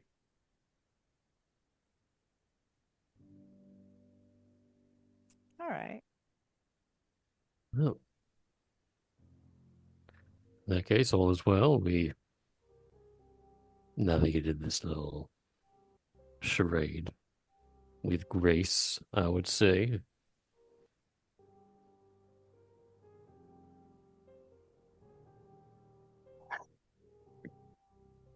Is this something we're gonna have to expect for the next 5 weeks? Almost certainly. Right. Perhaps with either greater or less subtlety, but it was hard to get less subtle than, written across the sky. It would be nice if we could embarrass them so bad that their stock just falls, even for a little bit. Well, I don't want to aim something quite that heavy until I am sure who I'm Absolutely. aimed at. Oh yeah, we don't want to Plus, hit the wrong target. we can afford to wait with this. With heading back about this. This can be a whole year later kind of thing. No, it can't. So when are we getting to the? Just let us know when we're at the house. Yeah. We'll Okay. say that you have returned to your residence. Absolutely, doesn't take long. Would it be worth telling Fiona about this thing anyway beyond the tokens of favor? I mean, technically, they're not our sponsors anymore, so not Sure. particularly. Fair. We can at least inform them that Oh, yeah. someone attempted Yeah. to Besmirch their name. Well, not so much that, but rather that someone attempted to mimic their style, which would suggest that someone knows about their Someone was trying to pin this business. on them. Yes.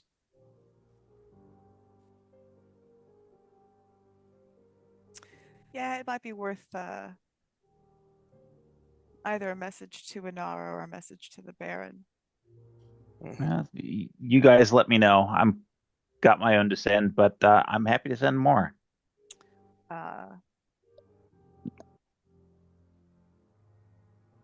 And we can compose the sending for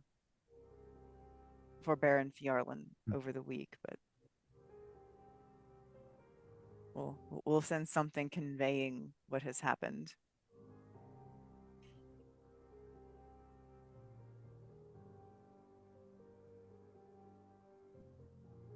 Well, we all seem to know what we plan to do, so I shall turn in for the night. Enjoy your rest. And I thought this evening would be boring. And I guess I'll go to bed too. As we are wrapping up, Ross, I will say at a certain point, Shell does return to you. Yes, I was hoping he would. Says, these gnomes I was chasing, they're very unusual. They speak in intricate codes and speak with words that don't make sense, but seem to make sense to them. They are clearly very intelligent, and they are not criminals, it doesn't seem. They disappeared to a government building, and they did so with rather confident step as they went. The government building. Indeed. I'll tell you what, Cross, you can make a history check to see if this reminds you of anybody. Sure. As I get a natural one to end off the session. Who's that? I'll tell you what, take advantage and we'll say that you're putting your heads together with Shell. But Shell's also an idiot. Shell, yeah. Yeah, but if you're up two idiots together, you eventually... Yeah. Okay, 14. 14. Could be the trust. Possible. You don't know much about them, but like government spooks, that sounds kind of trusty. But I could have used guidance on myself if you'll allow it. Sure. Okay, I'll put the D4 on. Well, that's gonna help. Yeah, 18. 18. Yeah, you're pretty sure it's the trust. Okay. Like they're not criminals. They speak in ciphers and codes. They're skilled. They work with the government. You're like, yeah, that's the trust, which is the Zilargo secret police.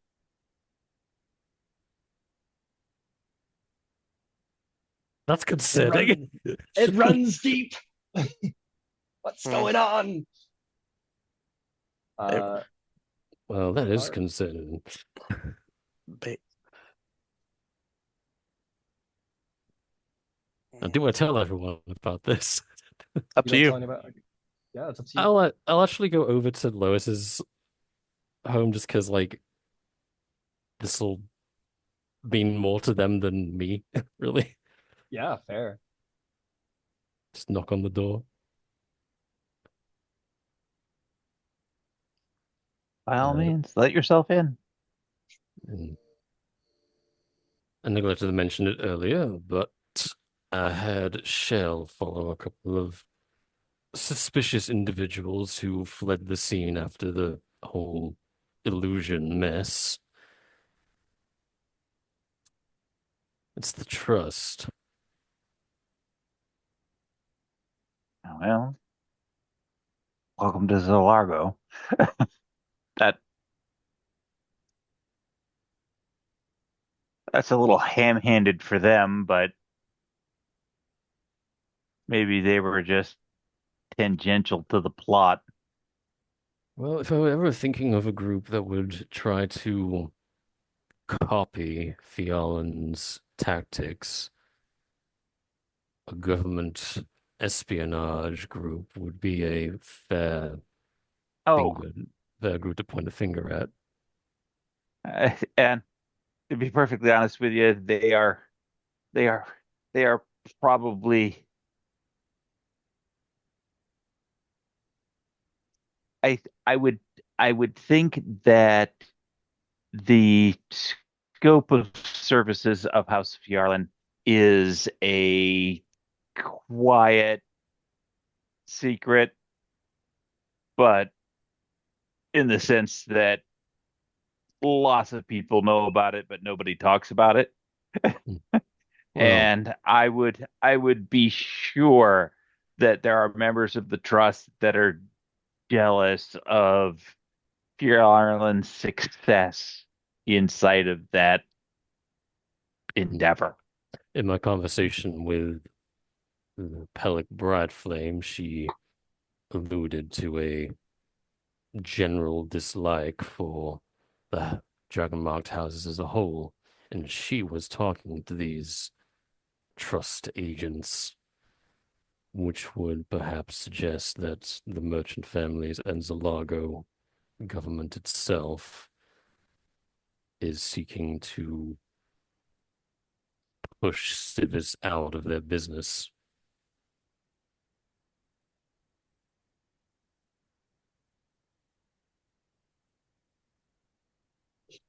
I I must say that I am not familiar with this particular woman at all.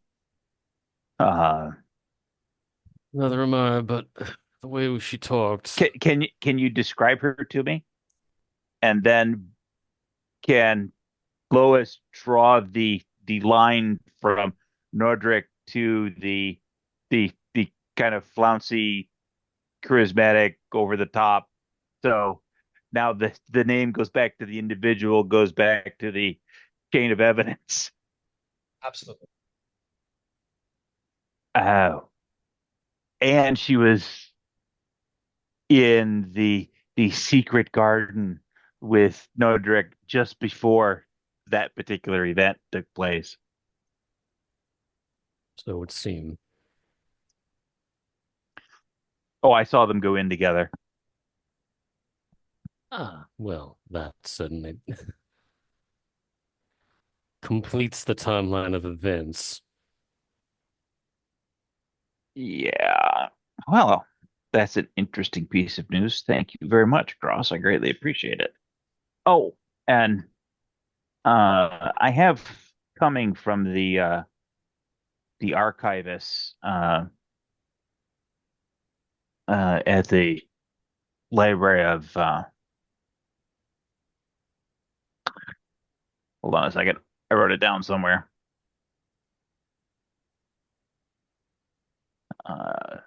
Yeah, at the Cronenberg Library. They're putting together a index of volumes that are in the library that reference the uh, Genesis Forge. That's And the big library. That's like the oh yeah, yeah. Thank you. Uh, I was hoping to just find a quiet moment to ask the prince if he knew anything about it himself. well, and he may, and that's fantastic. But if there was anything written down or uh, extrapolated uh, through clandestine methods or whatnot, it may have made it into the library, including location and that sort of stuff. Um, so I'm not I'm not I'm not looking for anything beyond an index of volumes that we can then, you know, try to get copies of that sort of thing. But it's it's the largest written repository that I'm aware of. Well, I appreciate the effort you've gone to. Thank you.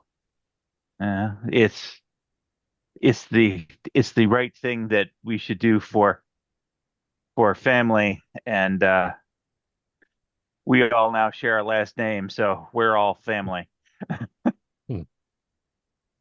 I'd never really thought of it that way until now.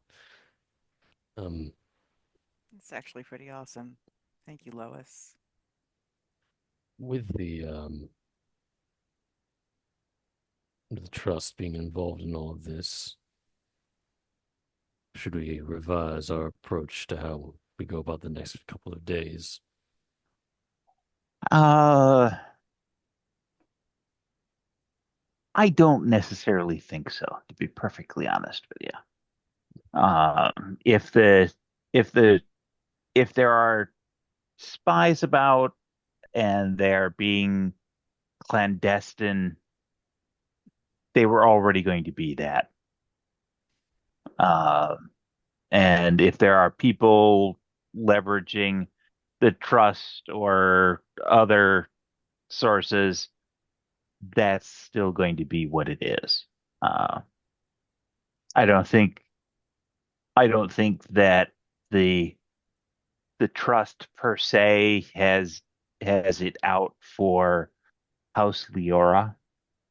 They may have some concerns about how Civis expanding its portfolio, and they may want to put controls on that. And we may be collateral damage. I think the intention is to push out any dragon marked house that tries to set foot in the mercantile sphere. They're fine with civis holding sway over the press, but as soon as they start stepping on the toes of the merchant nobility, well, they send in the trust. And since now we are being wielded in civis's interests, we are in the firing line. I would tend to think that that is probably accurate. So kind of civis to give us such ample warning. No, no. It's fine.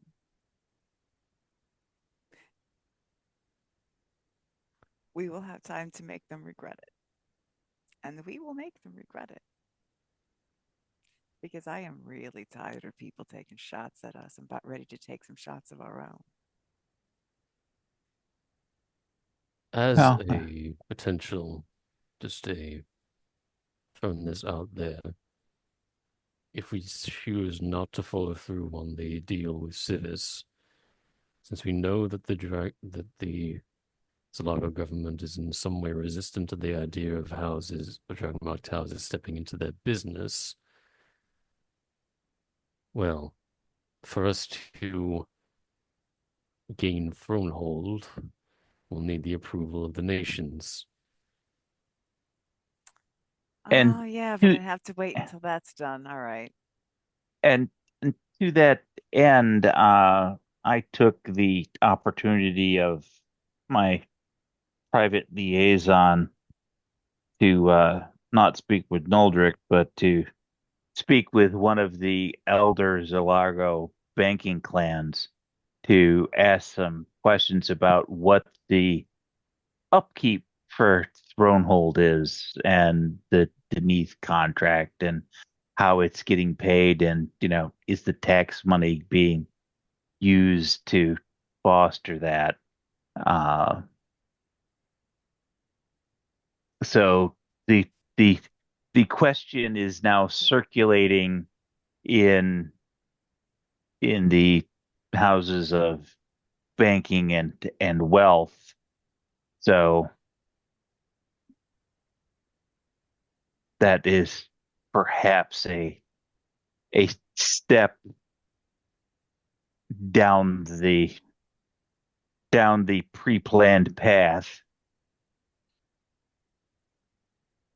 My suggestion only is that if we feel that the deal with Civis is no longer tenable, that we, rather than remain an obstacle to the Zilargo government, we instead become, I won't necessarily say an ally, but perhaps a co-conspirator. We in return, perhaps their blessing for Thronehold, we could shield them from further dragon-marked meddling. If all they want is their gold, what do they care if we have Thronehold or not?